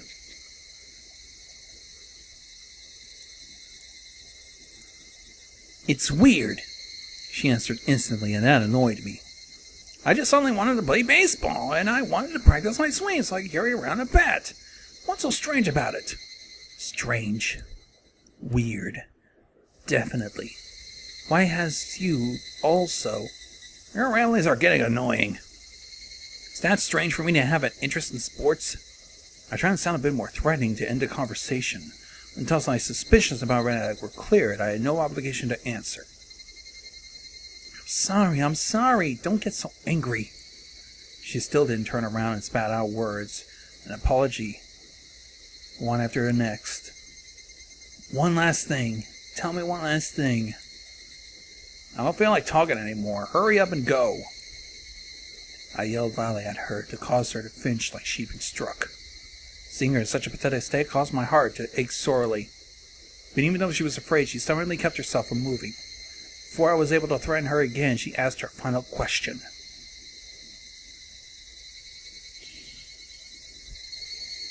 Engage the Rena, motherfucker. Why is that bat the same too? What does she mean? I had no idea what she's talking about. What are you saying? I mean, why is even that bat the same? I don't understand what the hell you're talking about. Say it! She still didn't turn around. After inhaling, she screamed. Why is even the bat the same as Satoshi-kun's? Just wait, what? Upon hearing the name out of the blue, I became dumbfounded for a brief moment. Does she mean the student who transferred out last year? That couldn't be. Rena tried to cover it up by saying he transferred, but Ooishi told me clearly he went missing. He was the student that sat on my seat until last year. He was believed to have been demoned away by Oshiru. I didn't know the details about this disappearance. The aunt he lived with was killed the night of the Nagashi by a drug addict, and now after that he vanished and was now missing. That's Satoshi and I... What? My gaze fell to the back of my hands. Could it be? Satoshi Hojo. It was a bit different to see it, but that was what was written on the white tape at the end of the bat. I see. This was his bat. Oh, this was Satoshi's bat. Since nobody was using it, I borrowed it. Not a problem, is it? That's not it. The way she said it made it seem like this bat was something that shouldn't have been touched. Like it was an offering at a shrine or a memento to the deceased. I couldn't I could just stand there, perplexed, unable to respond. She continued speaking without waiting. Why is it that you're doing the exact same thing he did when it happened to him? She was talking about more than just a bat belonging to him. It was the same with Satoshi-kun. He joined the baseball team. He didn't like baseball. What does that have to do with me? He also suddenly started walking around with a bat one day. He joined the team, but he wasn't the type to play sports. So? I closed my mouth before I could say that out loud. Listen carefully. She's trying to tell us something important. Satoshi, he one day came to school all by himself, just like you are. And one day he started practicing his swing, just like you. And one day he suddenly began carrying a bat around him, just like you. One day he suddenly what? She swallowed her words. Her sudden silence brought a hush back to the surrounding area. It was then I could finally digest the content of the entire conversation. She was saying my chain of actions was mimicking the same as his. What was the meaning of this? Up until just now, I'd forgotten all about him. I never paid much attention to him in the first place. Not only that, I didn't even know anything of what he'd done. My actions today should have been my own after the planning I've done. But they have been the exact same as his? Then no more importantly, if both Satoshi and I acted the same, there was a really good possibility that what will happen afterwards will be the same. Rena today, what happened to him? You know what became of it, don't you? No, forget about what happened to a guy from the past. Rena knew what was going to happen to me. Answer me! Satoshi, what happened to him? With that, I grabbed her in the shoulder violently and forced her to turn around to face me. As I faced her, I felt a jolt traveling through my entire body. I think I know where this is coming for. Brace for impact. It's that again. I told you, Keiji-kun. It was the person that I didn't know. At least it definitely wasn't the Rena Ryuga I've been talking to up until now. That voice just now didn't have a trace of the trembling or emotion it had. The amount of regret I felt for turning her around so carelessly was unsurpassed. You regret everything now, don't you, motherfucker? That gaze that pierced like a cold needle, the smile on her face that evoked an image of having been carved out by a knife. Chills went down my spine, and my mind was froze under a layer of rime. Both Rena's eyes pierced through mine, leaving me unable to look away, as if to remind me the fear from that time before. She brought her face close to mine, so close I could feel her breath. She filled my entire field of vision. Then her sharply shaped lips grew sharper like the curve of a crescent moon as she grinned. I told you, Keiji-kun. After a short pause, she repeated the same words again. Satoshi, you see, transferred out. Transferred? What are you talking about? What Rena meant must have been something new. A new definition of transfer that I was not aware of. My throat and lips dried up. I couldn't acknowledge what I just heard. All I could do was swallow down my own saliva. It would seem Rena saw that as a nod. She pulled her gaze back and spride, stepping 2 to 3 paces. My legs gave out and I fell to my knees pathetically. Rena and me on my knees underneath her emotionless smile.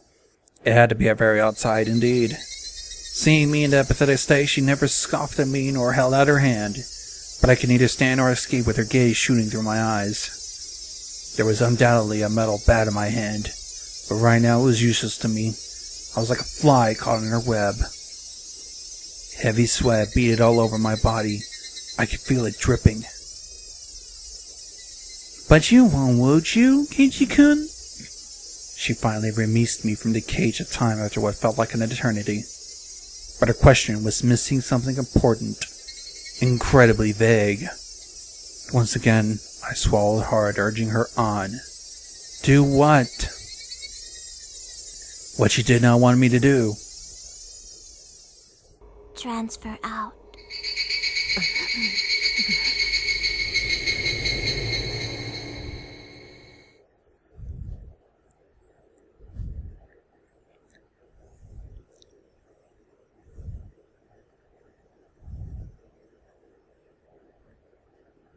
Satoshi and I, what? All my well-planned actions throughout the day turned out to be nothing more than a reenactment of what he'd done. Had he really been in the same situation? Friends he had gotten along with now changed suddenly and for no reason, at least none had noticed, had planned to kill him? And in fear for his life as I am, he got a bat to protect himself and carried it around every day to practice a swing. And then one day, he went missing? He transferred. My blood went cold, causing a pricking sensation to course through my veins. Starting near my heart, it radiated outwards from the top of my head to the soles of my feet, chilling every part of me without recourse. What does she mean by transfer? What does she mean? Was Satoshi still at wherever he transferred to? Was he the only one who would be able to understand me? Would he be able to tell me why it all ended up like this? More importantly, where? What did she mean? What did she mean? Before I knew it, I was on my front door. The frigid knob was hard to turn. Was nobody home?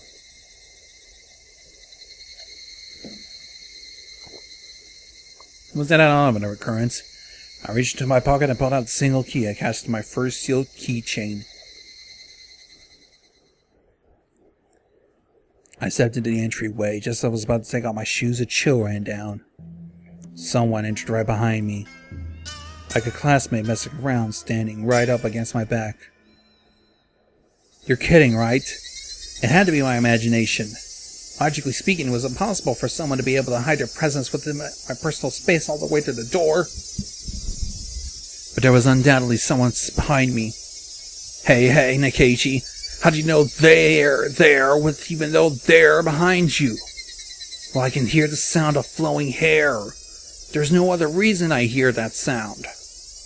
That was the presence. Because I could hear the sound of them blinking. Keiji Maribaro, there's no way you could hear that. It was mostly instinct than anything else that was warning me of that presence. Common sense was telling me that it's just my imagination. It's just my imagination. There's nobody behind me. I began to erase the mental image of an eerie figure standing behind me. But at the same time I asked myself, if there was nobody, then what was I feeling? An uncomfortable sensation crawled up my spine. Wouldn't it be better if there was somebody there? If there was nobody there, when you turn around, would you be able to accept that? I'd be able to answer all those questions just by looking behind me. But I didn't have the courage to even do it. I could try speaking to them. The person behind me might answer me. It was a random thought. I didn't care how it went, just as long as I didn't have to turn around. If I calmed down and thought about it, I would have known that it wouldn't have solved anything. Who is it? I spoke in such a hoarse, broken voice that I couldn't believe it was my own. I could almost feel them contemplating their response. I felt it. There's no way I should be able to do that. Calm down, it's all in your head. That time I was certain I heard it. As if hesitantly trying to answer my inquiry, I certain I can hear the sound of somebody inhaling. I heard it. I heard it. Clearly. A girl. A young one. I didn't know who. But a tiny speck of courage turned me, however reckless it was, inspired by a primal yet fitting solution to this current predicament, a scream. All the force in my body released from all my lungs and through my throat, ceasing all thought processes in my head. Suppressing all my thoughts and emotions, I began to collapse like a house of cards, somehow managing to twist my body and look back as I did so. It was definitely there, right there. Somebody was there. Until that moment I turned around, until I brought the area behind me into my field of vision, they were there. Falling face up, my eyes traced the remnants of the presence suspended in the empty space. It couldn't be. They were invisible. They looked like they were there, but they were still standing there.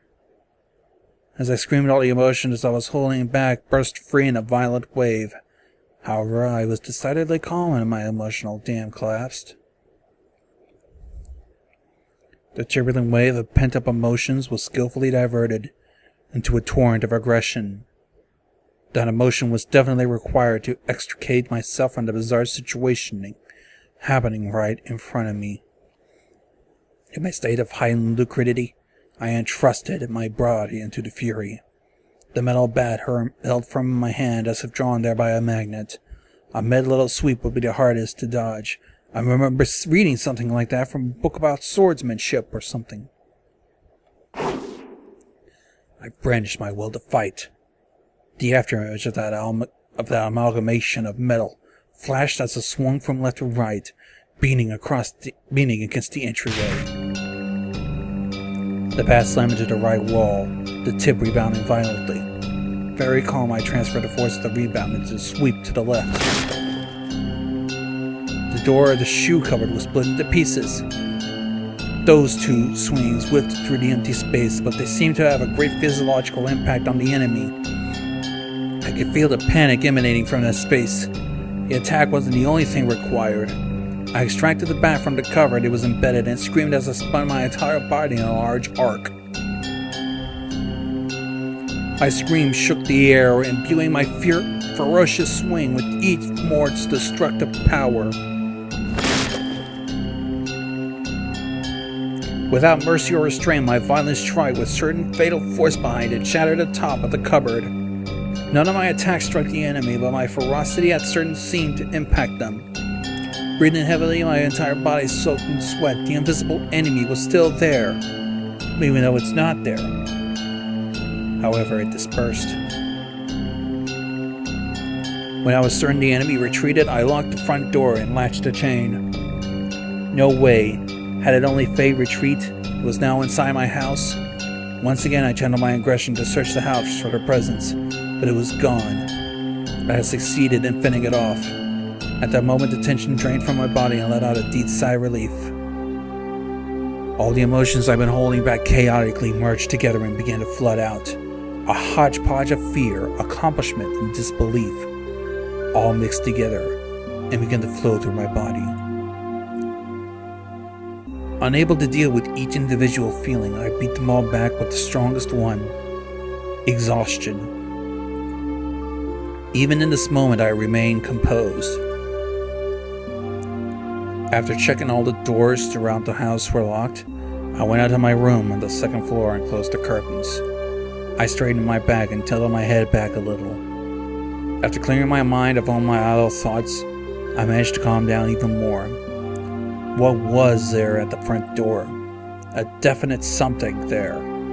Thinking about it, maybe it was just an apparition I dreamt in my confused state, but I really didn't think that would be the case. Calm down, Keiichi. Compose yourself. But no matter how calmly I thought about it, what just happened wasn't a figment of my imagination. It was obviously a supernatural phenomenon, and without a doubt something was behind me. It wasn't an illusion I saw amidst my confusion and disorientation. Proof, one piece. When I asked who it was, they inhaled as if they were able to answer. That sound clearly reached my ears. The situation I was in right now was unclear. Either I'd been possessed by the supernatural phenomenon known as Ooishi's curse, or this was a ruse by villagers who believed and were imitating it. Either way, motives were unclear. The roundabout way it had been done was still a mystery. If I was perpetrated by humans, that would mean admitting it was Rena and the rest of them doing it, but it would be solvable. Ooishi and the rest of the police, they would surely arrest the enemy.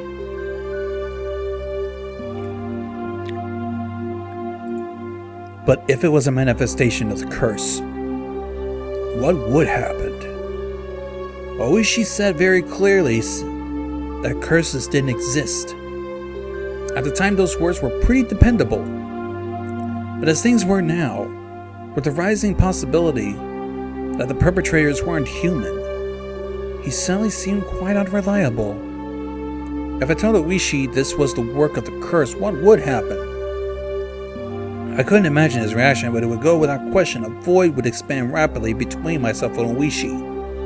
With me having so few allies to begin with, and not being able to confidently declare whether or not this was a curse or not, there was no merit to doing that. I better keep the facts of what just happened at the doorway to myself. It would be better if I didn't add what happened here to the memo behind the clock. There was still the ever so slight possibility that I was actually confused when I thought I was composed, and I was just going berserk in the entryway. How wonderful would it be if that was the case? I was able to refute Ooishi's curse, but if I deny it, that would mean admitting Rena and the rest were the perpetrators. If I said that to them, that would mean I'm believing in the curse. Denying both, I'd be admitting I was losing it. The three options from which I couldn't choose became a trilemma of sorts. They mixed together and formed a whirlpool in my mind, making my head spin. Once again, I straightened myself out and leaned towards leaning my head back slightly to cool myself. Calm down. Except what happened actually was reality. Stop thinking any more than that. But I couldn't help to think of it. How wonderful it would be if it turned out I was delirious, and everything up to now was a figment of my imagination. Ooishi's curse wouldn't exist, and I would still be the best buddies with Rena and the rest. I would have to be crazy. That was the first time in my life I ever wished for such a thing.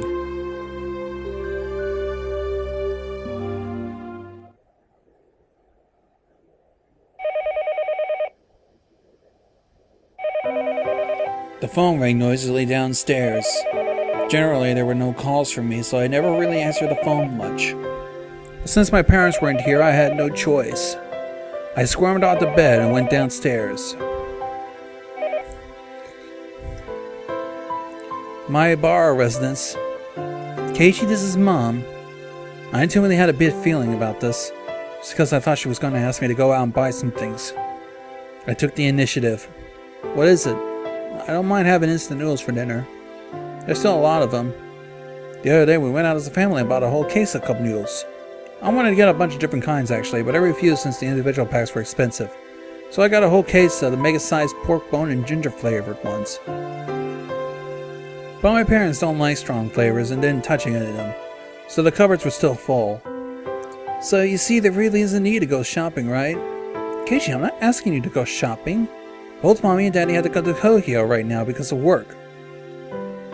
Right now? Really abrupt. We're already here.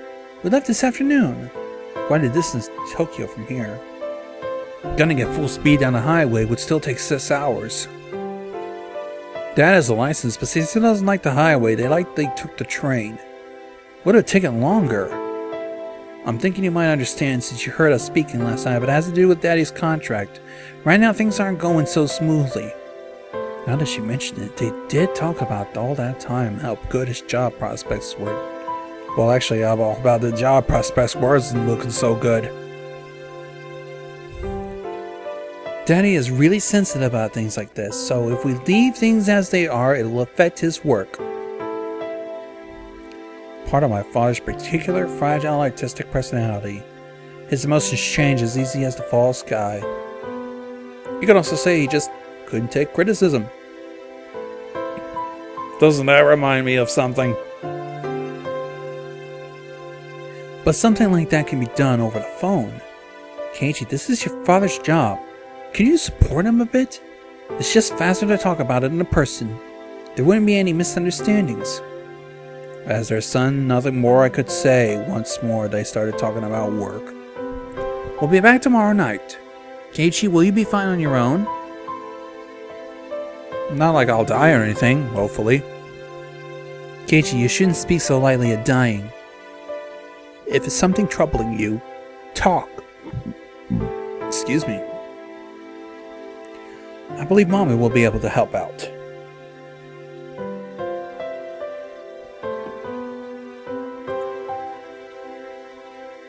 Yesterday I did bring up if I die rather abruptly, so I suppose they were a little worried. But really I was more depressed by the fact that nothing would be solved by telling them. I didn't plan on dying, at least not while I still knew nothing. I would never allow it. I won't die. I won't. I'll survive even if I had to gnaw my leg off. Yeah, see you then. Tomorrow morning, make sure to wake up. Eat your breakfast. Don't forget to take a bath and brush your teeth. I'll see ya. The call ended like that.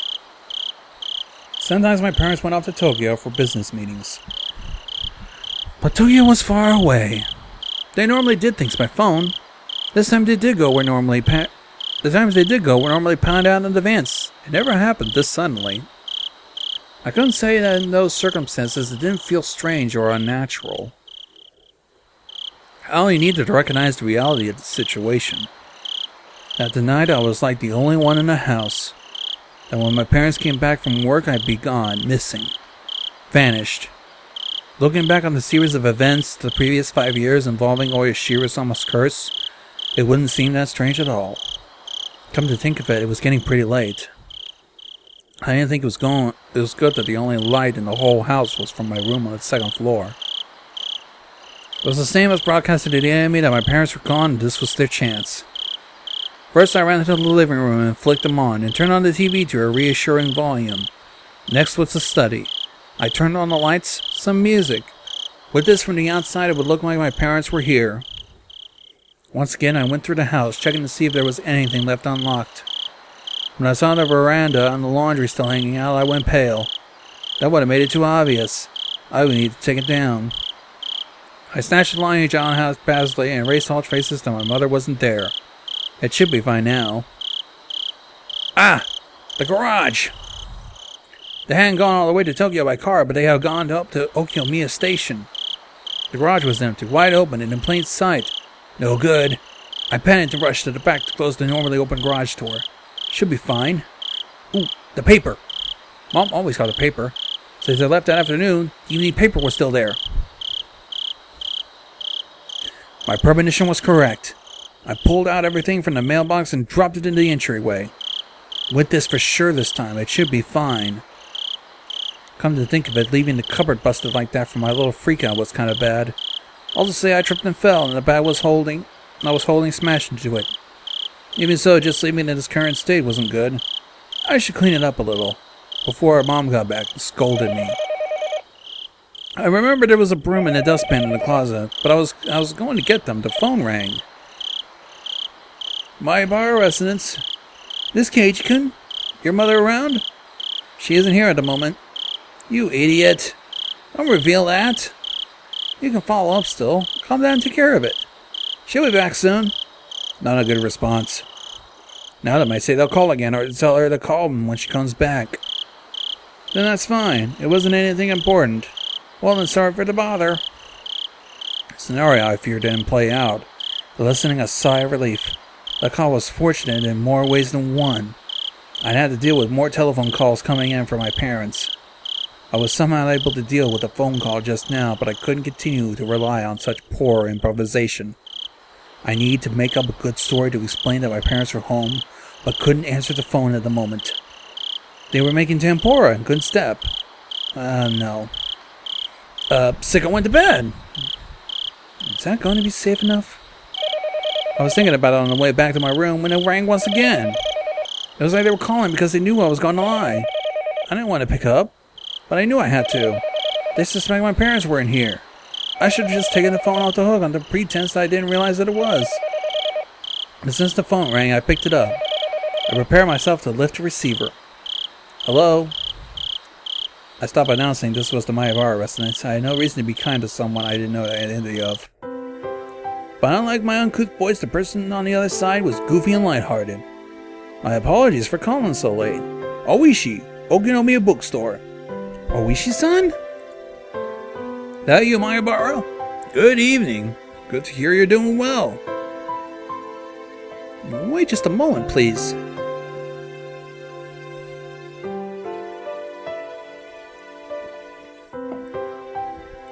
I grabbed a portable headset and rushed up to my room. It was the same no matter where I was since there was no one else home. But I wanted to be in a spot that just felt a bit safer when speaking on the phone. Sorry for the wait. How are things? Any change since then? Since what? Something about the brazen way he talked that rubbed me the wrong way.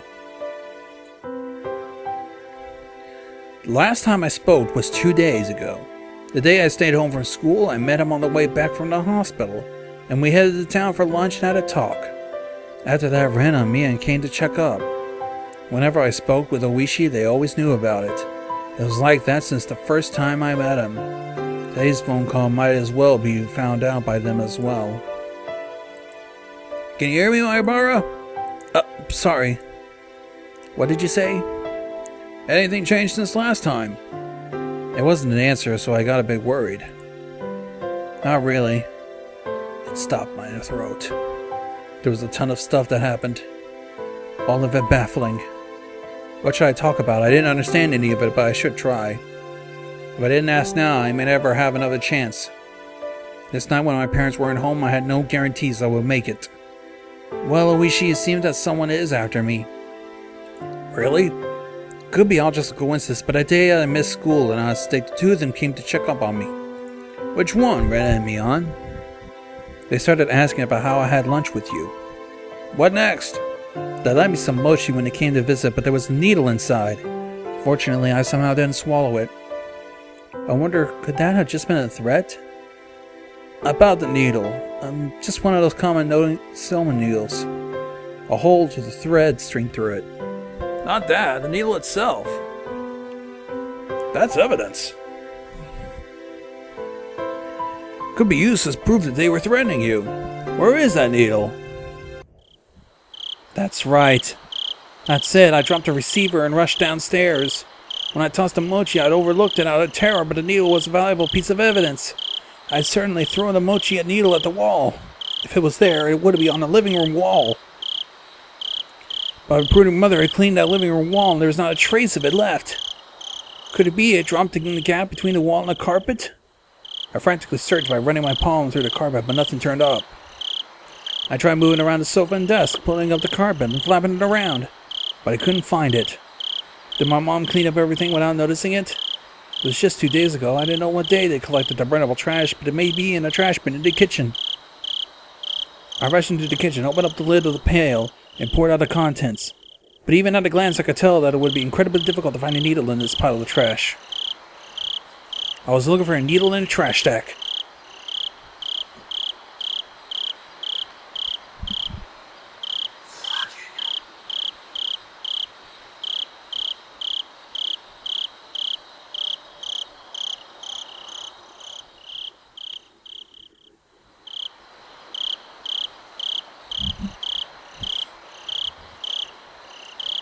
I know, I'll try running my hand through it. A bit gross, but I was looking for a needle. If I feel a small prick, I'll be able to find it. A pretty tactless method, but it was the quickest. I held my breath and started striking the pile of trash with my hand. Filth flew about. Nothing more disgusting than this. But it was not the time to be concerned about such details. I continued for a while, but nothing turned up. I wanted to search more thoroughly, but I was still on the phone. I shouldn't keep Ooishi waiting. Waited when Mom got back, I'll have to ask her if there was a needle. I hastily began scribbling on a notepad affixed to the refrigerator with a magnet. Was there a needle? I scrawled the words with a red pen. I dashed back up the stairs where I had been keeping Ooishi far too long. Hello? How did it go? I couldn't find it. I was really overwhelmed back then and I see. It would be great if you could find it. Keep it safe. That's right. It wasn't the only incident. I had to tell him about this morning with the hidden run. Also, Ooishi, that isn't it. This morning, that man was definitely aiming for me. Did you see the license plate? I could search for it from here. Damn, I just flipped out yelling at him back about I didn't look at the plate. What failures on my part was with the needle and the plate number. I was so focused just protecting myself, I let the important details slip out of my grasp. I punched on my pillow, annoyed at how worthless I was. I'm sorry, I don't know much more. It was a white van. Nothing to fret about. Anyone would be shaken after a big hit. All this really isn't a coincidence, is it?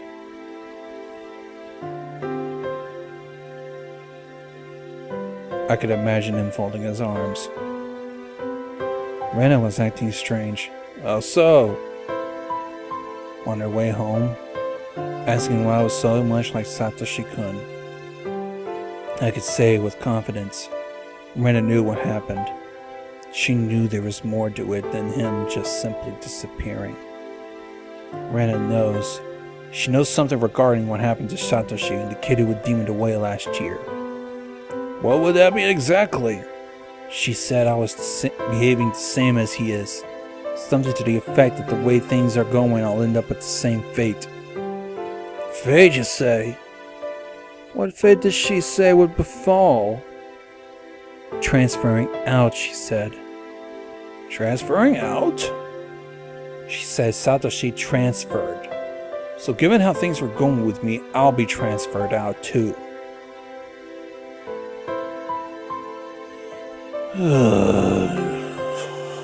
My bar, that was probably some sort of threat. Maybe a type of warning. I thought too. At that point I started to think, would it be prudent to sum up everything that happened as the machinations of some human perpetrator? Under the theory of it being Ren and the others, I was left with Ooishi's curse actually existing as the only explanation. Of course I couldn't tell that to him. Except her strange behavior could be proof of either scenarios. Whatever Ooishi's curse being real, or everything being part of a conspiracy committed by all the villagers, Rena was involved. She had to know something. She was suspicious. What exactly was Rena? I couldn't help but thinking she was somehow involved with a prior string of mysterious deaths. I seem to recall that Ooishi had admitted that he had dug into Rena's past a little. He was probably just downplaying it when he said a little, meaning he had actually dug pretty deep and most likely known something. I wanted to hear about her. I want to know what happened at her previous school, along with other things still unknown to me. If Rena was somebody I should suspect, no, not that. I want to know the truth. Tonight I was all alone in this huge house. Even though I said I couldn't count on them, I had lost the security I felt I had just by my parents being around. It wasn't like this house was some sort of fortress or castle. If a malicious person decided to use brute force, they can easily gain entry.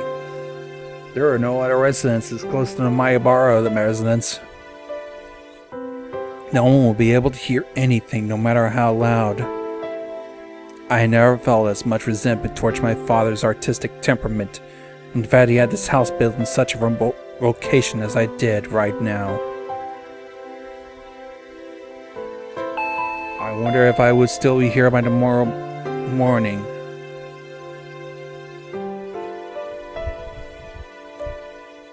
So I had to ask right now, because I had no idea when the next chance will come. We should have something I want to ask about. Please don't keep anything from me. Ask away.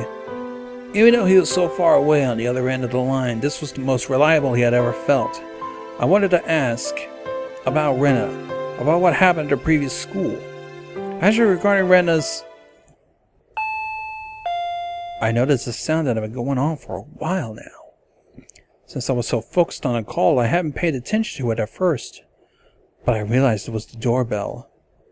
7 o'clock. Past the time the postman will be making a delivery and past any sensible time for a neighbor to be visiting. I considered just acting like nobody's home, but that wouldn't be good. That would ruin all the work I put into making it look like my parents were home. I need to answer the door. Mayabara? Sorry, someone seems to be at the door. I'm going to see who it is. A guest? I'll see you. My apologies.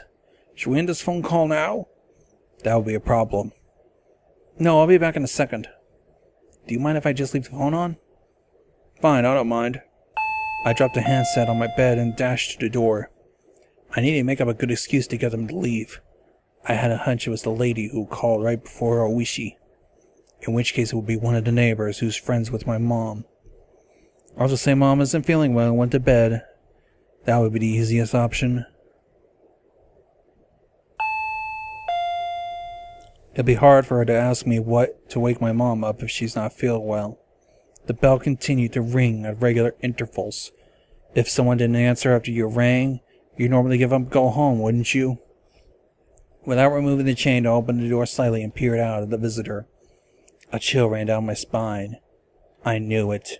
Somewhere deep inside, I prepared for this moment. I tried to escape by imagining it was the easiest person to deal with. One of my mom's friends.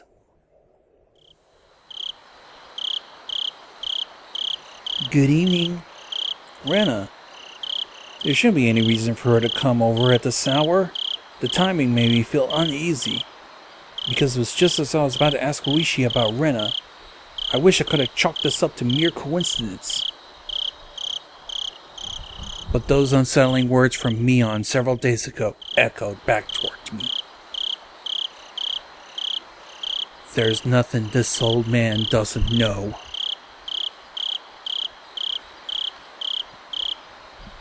Are you alone, Rena? Yeah. It seems Mion wasn't with her. But that didn't change the situation at all.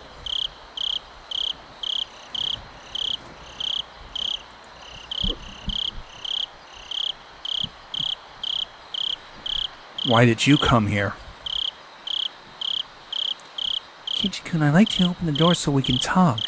Can I come inside? It's true that speaking through the chain door wasn't the right way to talk to a classmate. But at my house, the chain has to be on at night. Don't worry about it. Then it can't be helped, I guess. She pouted rather sadly. But she kept smiling at least.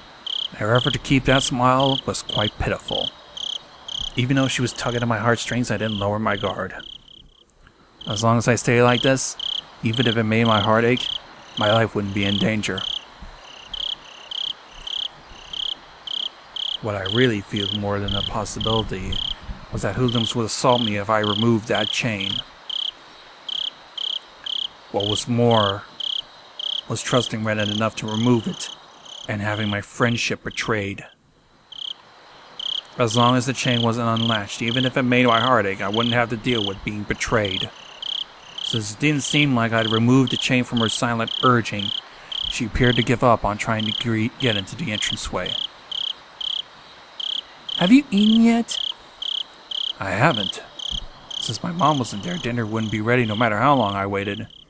I laid down when I got home, wasn't woken by the phone, didn't have a chance to eat since I used up all the time talking. I was going to have cup noodles in any case, so I could just eat whatever I wanted to. Not yet. What about it? Good. Look here. I bought a bunch of dishes. She held out a stack of boxes wrapped in a cloth. If I could use your kitchen, I could heat up miso soup and stuff. You don't need to do that. But there's a lot of tofu and vegetables. Don't you not like that type of stuff? No way I wouldn't like that. I love miso soup. More ingredients the better. White radish, carrots, burdock, root, potatoes, dense and fibrous root vegetables. That miso soup was incredible. I brought rice. If you microwave it, you can eat it quickly. No doubt, rice needs miso soup. Stuffing rice down your gullet, sipping miso soup in between ravenous bites. How wonderful it is to be born Japanese. I made some more pickles too. I made sunsai pickles. Before I moved here to Misawa, I scoffed at the mountain vegetables called sansai, but I was captivated by their charm the first time I tried them. Such a deep yet light flavor. The vegetables from the supermarket were tasteless and bland compared to these. If you had to describe them, they were the vegetables for the uninitiated. To become an expert such as myself, you first had to partake of sansai. The common knowledge here that the Ryugu family traditional pickles were wonderfully delicious, no matter what kind of pickles they were. They'd go so well with that fluffy white rice. And also, oh, there's more? I'm getting tired. This recording has been going on for almost 2 hours. So delicious. This just seems so delicious. Fair word to my unhealthy self who said he'd make a with cup of noodles. She appeared to be in good spirits, and she was offering a delicious-sounding dinner. The stress evaporated from my gut and hunger reared its voracious head. At the same time, my weariness suddenly dwindled. She did say she was alone. It shouldn't be a problem letting her inside. Though the possibility that it was laced with poison still haven't been ruled out. At the moment, a cold chill ran down my spine once again. I couldn't understand why such a sensation had occurred just then, but the voice inside me was sounding the alarm.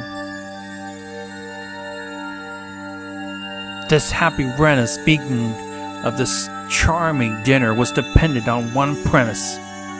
That premise was tonight dinner had been made at my house, meaning it was under the assumption my mom, who should have been making dinner, wasn't here. Any normal household, 7 o'clock would be the middle of dinner time. If my mom were here, we'd be eating dinner around this time as well. The fact that she brought over all the makings of a meal this time was inherently strange, unless she knew. Rena? Did she? Did she know that my parents weren't home? But there was also the chance that this was a bluff. I had turned on the lights and a bunch of other stuff to make it seem like they were here. There was a chance Rena was unsure if my parents were home. I had to wonder. The laundry, the garage, the evening paper. There were plenty of signs of them being hastily tidied up. It was hard to say that Rena didn't have a chance to determine if my parents were here or not, but there was no reason for me to confess that. I should try holding on to the fast as long as I could. First of all, the chain was still latched.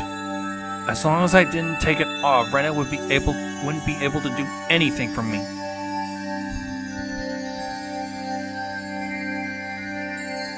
I'm quite grateful, but dinner will be ready pretty soon.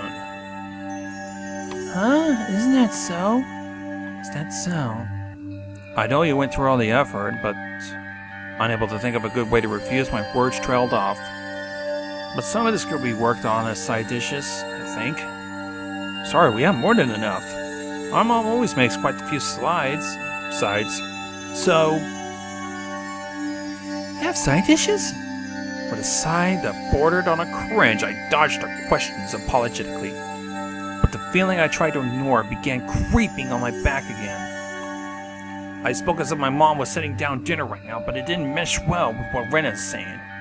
She was talking as if she was aware of some obvious fact, and that I was aware of it as well. So, you can cook. What can you make? No, well, it's not that She assumed out of nowhere I'd made the dishes. Not so much I made them, but rather that my mom hadn't. Did you really make them? The side dishes, did you? It wasn't me who made them. My mom did. She's making them right now. Right now.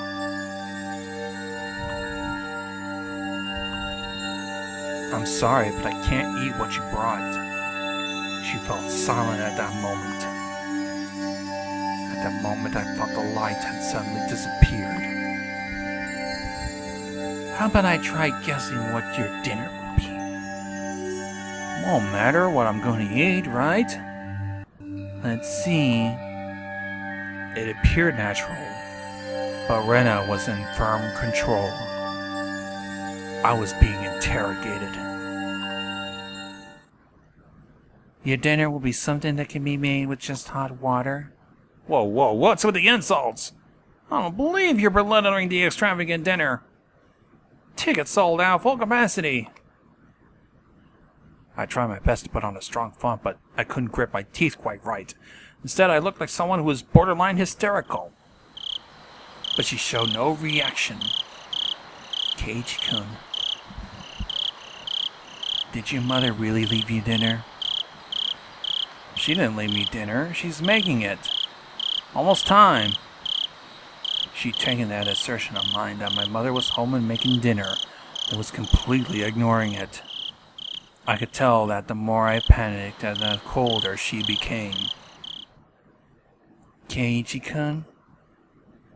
An uncomfortable chill crept in from the gapway of the door. I'm sorry. This recording's going on longer than I thought.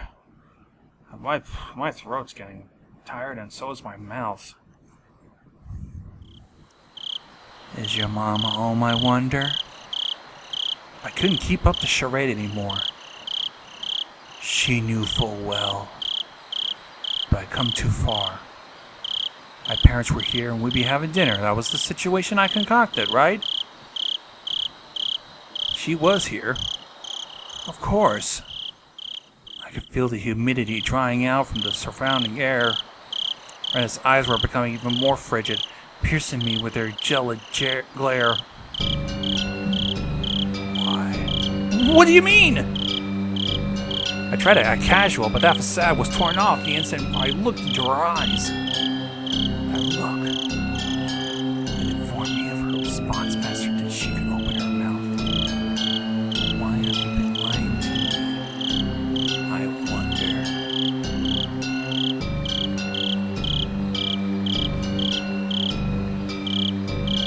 It's the truth. It's a lie, isn't it? It's the truth, I swear. No, it's not! Her outburst sent a jolt surging through my body. That glare was just making me repulsed. I was still separated by what few inches that slightly ajar door could afford, still chained. But despite that, I was still being concerned. And cornered. My house, which I considered a safe haven until now, had been more like a dark alleyway where no one can save me. Shall I guess your dinner? Let's see. Rena had already known that my parents would not be here. It was still so strange to come to this. Even if she somehow knew that my parents were at home, there was no way she should be able to guess what I'd be eating. But she said she'd guess. So, how? How could she know? Cup of noodles, isn't it? I was going to eat. The cooking repertoire of a man who can't do housework is probably nothing but a cup of noodles after all. Looking at this statistically, it was the most probable answer. That didn't mean she was guessing. I don't think you'd be full of just noodles. Rice and stuff will definitely hit the spot. Calm down. This is just coincidence. She's just reading certain tells of mine. So the fact that she was inferring what I was thinking alarmed me. Wasn't that she actually read it, did she? If this being read, she must be a demon. No, not a demon. Things like that, they couldn't possibly exist. Do you like the noodles? No. I don't think I want to know what that redacted is. I have a feeling it's censored because of, steam. She indicated that the point my answer was addressing was wrong. Her rebuttal was so short, I momentarily didn't understand the words she spoke. Sorry, Rena, what did you say just now? About what? Just now you asked me if there was something that I liked, didn't you? It wasn't long before I regretted how careless I pushed forward with that question. Such a simple answer, that's why I wasn't able to comprehend. Pork bone and ginger flavor. I wondered how I appeared in the moments my mind went completely blank until the moment I was able to recover. As my field of view began to distort, slowly swirling in counterclockwise direction, I lost all sense of balance. Why did you know that? I didn't even deny it. There was a type of frenzy state I was in. How could she know of this? Not even caring, as I mashed my head against the door, I fixated my gaze on Rena. But she didn't even flinch when she saw me do that. I certainly did buy them. I bought a bunch at once. I bought a whole case. How would you know? Why? Quite strange, isn't it? Isn't it? How could you dodge the question at a time like this? The chain and the door were no longer protecting me. How would you know? Why? Why aren't you answering? You bought them at 7th Mart, didn't you? A shiver is running up my spine. I tried covering it with an angry facade. Like I said, why would you know? I was behind you, following you the whole time. What are you saying? I couldn't understand what she was saying, or why she was saying that she's been following me this whole time. That's because Rena was right behind your back the whole time. That night I was absorbed in my phone conversation with Ooishi. I didn't even sense her being there. Standing behind a door behind me, Me and Katie was taking out the noodles I was watching the entire time. You picked out so many different flavors. Then your mom got mad. If you're going to pick the expensive ones, you should just pick up one type. She picked out that big box of pork-flavored ginger that you love so much, didn't you? I like it too. Pork bone noodles, but I could never eat a whole big bowl myself.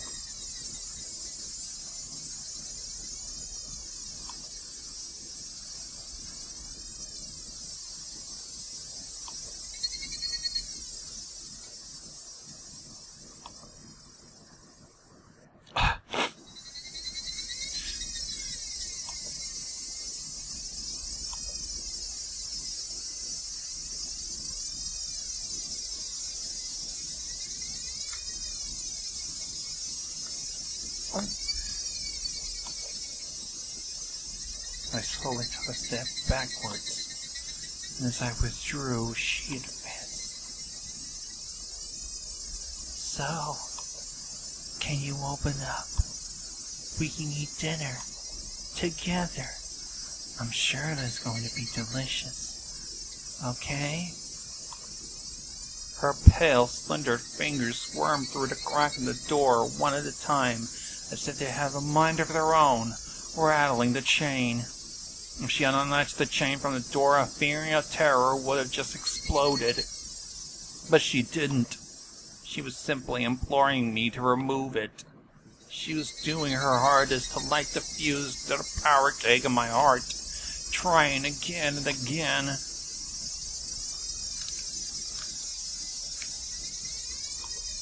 But it doesn't light.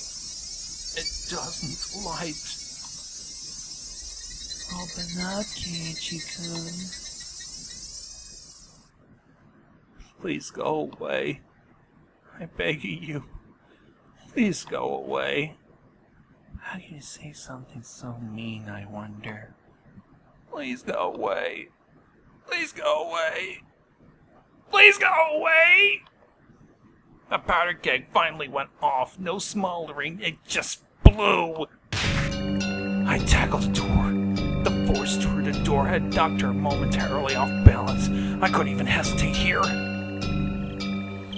I grabbed onto the doorknob with both hands, planting my feet firmly and pulling with all my might, but that slamming sound I so desired wasn't happening. I could feel a tiny disturbing bit of resistance keeping the door from closing, and the source of that was Rena's fingers. Each of those fingers were wiggling, squirming around like tendrils of a carnivorous plant through the crack of the doorway. It hurts. It hurts. It hurts. It wasn't a harsh shriek, a yelp she was trying to keep back. Go away. Go away. Go away. I keep pulling on that door with all my might. I didn't even realize that if I didn't lose my pull on the door, at least momentarily, Rena wouldn't be able to pull her fingers. And that's why the door wasn't closing. It really hurts. Sorry if I was messing around. I didn't care one bit. No matter how much she said sorry, it didn't change any of what she had done up till now. It didn't change anything.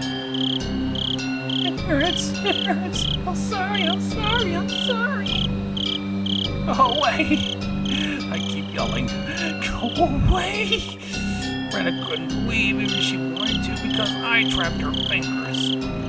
Her white fingers had become deep red and were no longer even squirming. I'm sorry. I'm sorry. I'm sorry. I kept refraining. I keep saying the same damn thing as she kept saying the same damn thing. Her bodies were occasionally twisted with pain, but like a broken record, she was intent on repeating it. I keep yelling the same damn thing. Stop it, stop it, stop it! I pulled on the door even harder. Finally, her fingers somehow slipped through their imprisonment in the doorway. The moment that happened, the door closed, and I can hear the thud of Rena falling on her butt on the other side. I locked the door immediately and made a loud clunk, voicing my rejection to her. She continued to apologize. She even asked me to open up. Then she leaned against the door, apologizing profusely, with nothing else. After confirming that I was sufficiently sealed off from her, I trudged away from the entryway. On the other side, I could still hear Rena echoing her apology.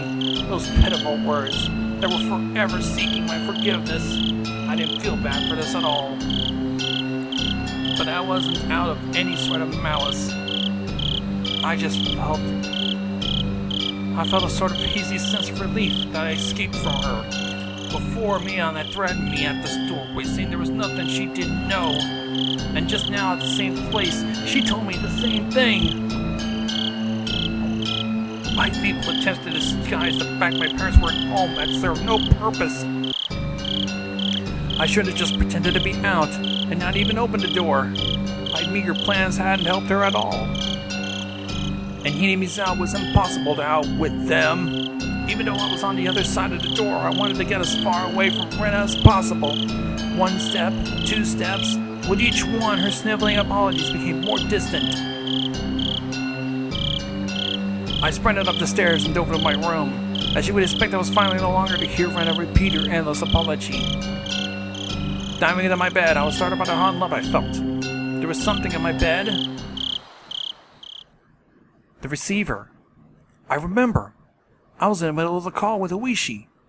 Looking at the clock, apparently not much had passed since I went downstairs. My clock had run out of batteries? I had talked with Rena for so long, how did it almost no time pass? But the hand on the clock was ticking forward 1 second. As I put the still warm receiver to my ear, time which felt frozen began moving once again. Ooishi, sorry to keep you waiting. No, I didn't wait that long. Apparently, the amount of time that had passed between me and Ooishi was different. Over the phone, I could hear an interject voice from a sports program or something. It drove home just how far away he really was. Rena came just now. Did she come to play? I wasn't confident that I could coherently explain, but I didn't need to right now. I needed to know about her. That's right. I was planning to ask him once more about Rena, but the little visit interrupted the convo. What was true and what was false I couldn't tell. The one thing I knew was the single grim reality that Rena was suspicious.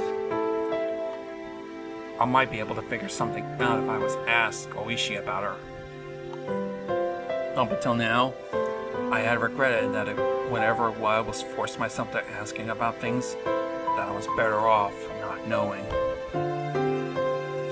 But looking at it that way, you could say I hit rock bottom. There was no possible way I could feel any more regret than I did right now.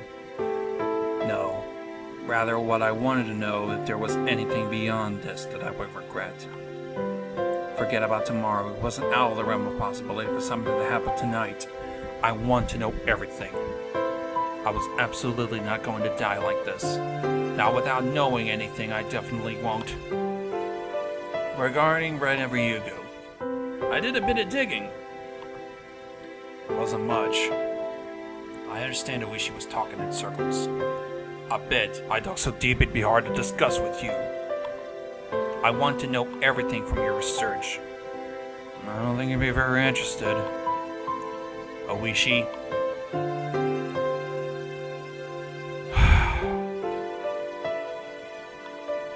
I think Rena is suspicious. Even if the past incidents were from the curse, Rena Ryugu is involved. You have a proof that makes you believe Rena is suspicious? The manner in which he said came very firm. Do you have proof? That was him talking as the detective. I only have circumstantial evidence. I see. I could tell over the phone how disappointing he was. Pulling on the fishing line when he felt a bite, but only to reel in the bait. Disappointing, but really ready to cast the line once more, and that's how it seemed. Ooishi, you can't do anything without physical proof, can you? What I meant was, you can't come and save me without proof, huh? I stuck that barb in there. As he loved his runabout ways of saying things, he understood me just fine. It's fine. I'll protect you. That was not the least bit reassuring. Ooishi was just using me to continue his investigation. I was just gonna get killed. And of course would be an important piece of evidence, that was all I was. Whether I'm lying or dead may not be of concern to your investigation, but it's all over for me when I do. I might have been too blunt, but I don't care. All I needed to relay was I was currently in a very dangerous position. Tell me all about her. Satoshi transferred out, not too far in the future. I probably also do what Rena would consider transferring out. But you won't be able to find my corpse. You haven't been able to find Satoshi's body yet. Alright, calm down. I was suppressing my agitation even without him having to tell me. It wouldn't solve anything. I continued to scream about my mistrust of the police. It seemed I couldn't only depend myself on the bat he left behind to protect myself. At least I wanted to know what was happening before she transferred. You're aware of this, it won't be very interesting. He realized my resolve couldn't be swayed. He finally caved in. Right now, to me, there's nothing that I'll find interesting. Please. There are a few things I need you to agree to. Keep this confidential. This part may be speculation. Not all of it may be true. Still interested? Might not be true. I don't understand what you mean. There isn't one main investigation for the mysterious chain of deaths in Hinamizawa. Each one was treated as its own. Rena Ryuko has never been linked to any of the investigations.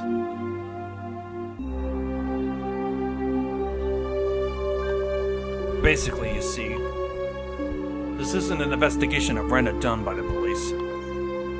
And it's a personal inquiry, is what you're telling me. This will make things a lot quicker since you understand.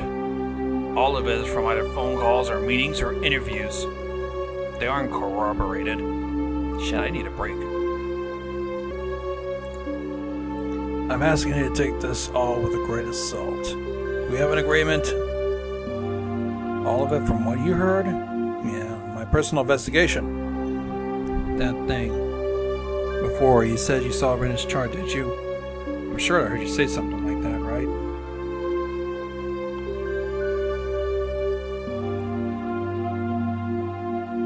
I told you that too? Please pretend you didn't hear me mad about that. I didn't care. I didn't care if there was no proof. Even if they were just rumors, there's no smoke without fire. Please tell me. Understood.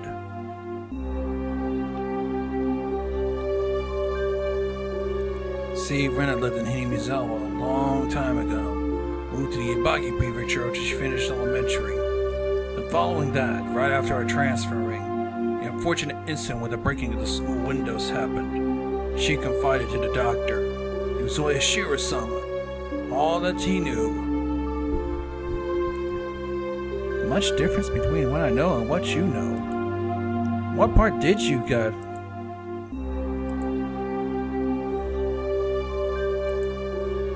The incident Rena was responsible for and what she divulged to the doctor afterwards. After you learned about that, you started suspecting Rena and the others, did you? So they're the ones after all. That's not what I meant. He was the type of person to say things with confidence, but these particular words were less than reassuring. Who did you suspect? That it was Ooishi. Ooishi-sama's curse really exists. Well, right, yeah.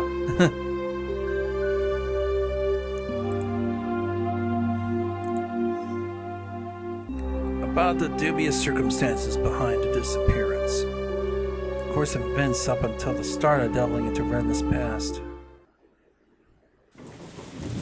There was thunder in the distance, and a heavy rain started pouring. It came without warning. Rain so heavy it felt like it could beat you down. I let the window in my room open a crack to let the heat out, and the violet wind danced in my room, making the curtains flap wildly. What is it? It started raining heavily. Please continue. I got out while still on the phone and closed the window. I said at the beginning there's an incident, but because neither the school nor the victims filed charges, the police were never involved. You see, those involved were very reluctant to talk, regardless of there being a victim who had one eye beaten so badly permanent damage. It could have been the school, or possibly some individual who made arrangements to keep this from going public. And the psychologists were very strict about professional ethics. Ibara? Can you hear me? There was the figure of a person standing by the light near the mailbox this whole time. Even this torrential rain, they didn't have an umbrella. They were unquestionably drenched from head to toe, and the shower, which more resembled a waterfall, droplets of water dripped from there. Just standing there, both arms dangling at her side. In one hand was a stack of boxes wrapped in cloth. Her eyes were focused on my room, focused on me as I was about to close my window. Her mouth was methodically repeating a chewing motion, as if she has something hard to chew in her mouth with cheeks puffing out. What could she be eating? How could it be at this time I was more enthralled by her instead of the shocking developments being brought to light by Ooishi? If it hadn't been started raining, I would have gone to that window. Then I wouldn't have noticed her, nor would I have noticed that. Her mouth was moving in the same pattern. She wasn't eating, she was repeating something. What was it? What was she repeating? To me? What was she saying? All as I right up against the window, fixated. Hello, Mayabara? Can you hear me? Hello? I'm sorry. Mayabara?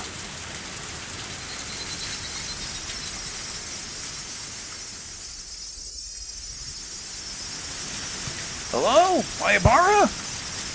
What's the matter? Even to this torrential downpour, she was still apologizing. The other self inside me drew the curtain hastily with my right hand, blocking my view of the outside. But even doing that, her relentless apology still reached my ears.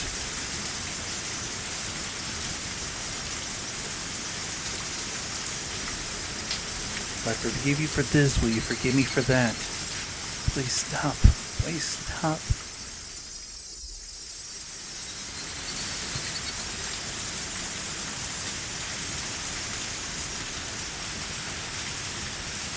Damn it. Why did I have to forgive her?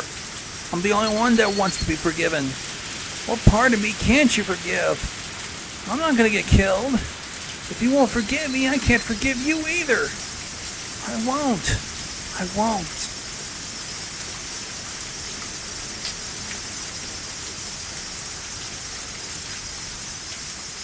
Bye, bro. If you can hear me, please respond. Hello?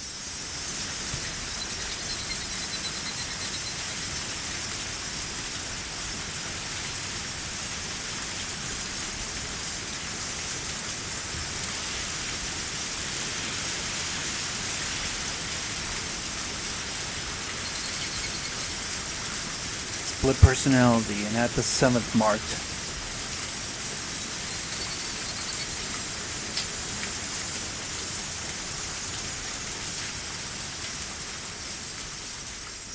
I may have to say this as a separate one because somehow I have a feeling the recording might be botched.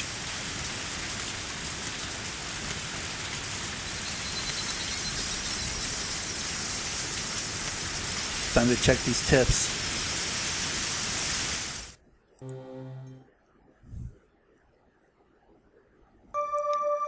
I see it in movies quite often, but what is it? Multiple personalities are thoughts of escapism. A multiple personality disorder, a form of escape? The exact mechanism is not fully understood, but is believed to be a type of defense for the brain to retain mental stability. Hypothetically, poor people imagine themselves as wealthy, as a form of escapism, is it not? Is it also a form of multiple personality disorder? I wouldn't go that far, but broadly speaking, one can infer that. It's something that occurs in us all. Does a split personality occur when one cannot tell which is reality and which is the escape? That's difficult to say. There are some who agree with that and some who disagree. There is no consensus. Then is this the occurrence of multiple personalities still an unknown phenomenon? Still something not fully comprehended in the psychiatric field? Unfortunately, that's the current state of things. We can only put our hope in further research. It's sort of cool having a split personality. What kind of people will get split personalities? Reason 5 is so that those who develop it, or rather those who are more susceptible to developing it, may be genetically predisposed or may have abnormal mental development. Some may say childhood abuse increases these chances. Why does that remind me of someone? Speaking of which, Person A here experienced abuse as a child, didn't he? How sad. Person A has 7 devastative personalities. Let's watch a video of him. Right after these commercials! Fucking...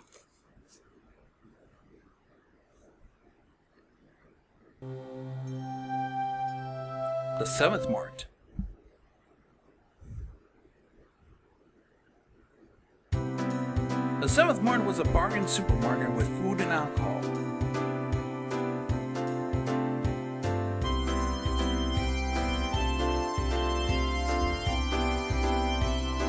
just gonna keep silent because I'm getting really strained here.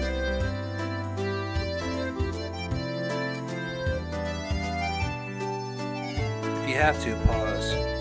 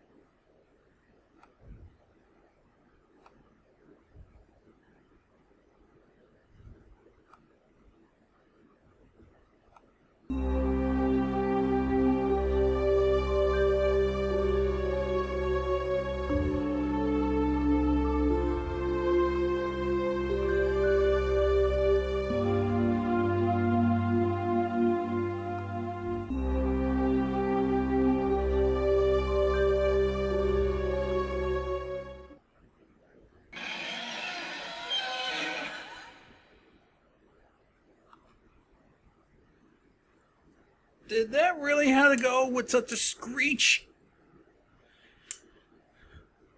I really don't like that screech.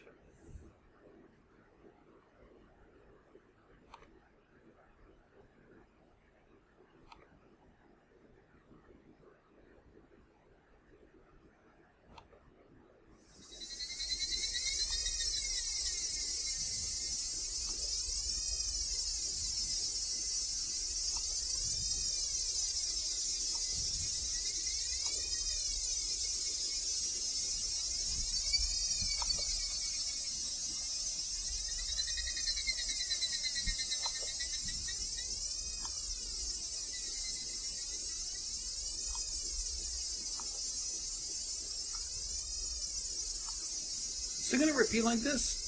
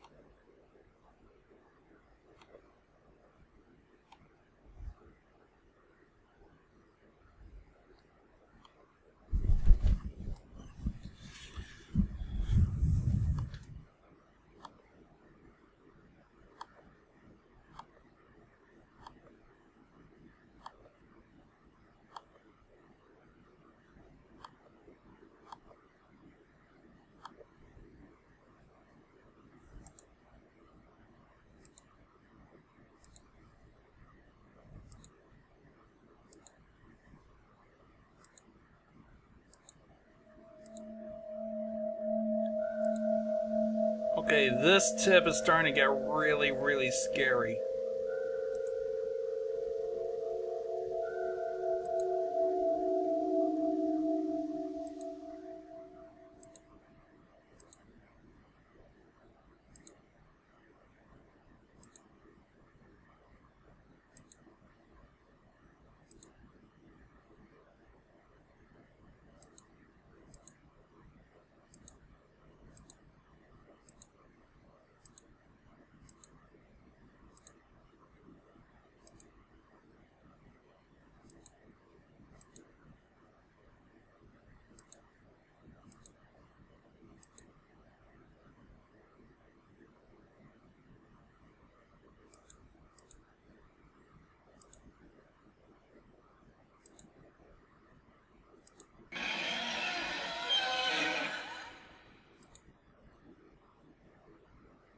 I don't like this.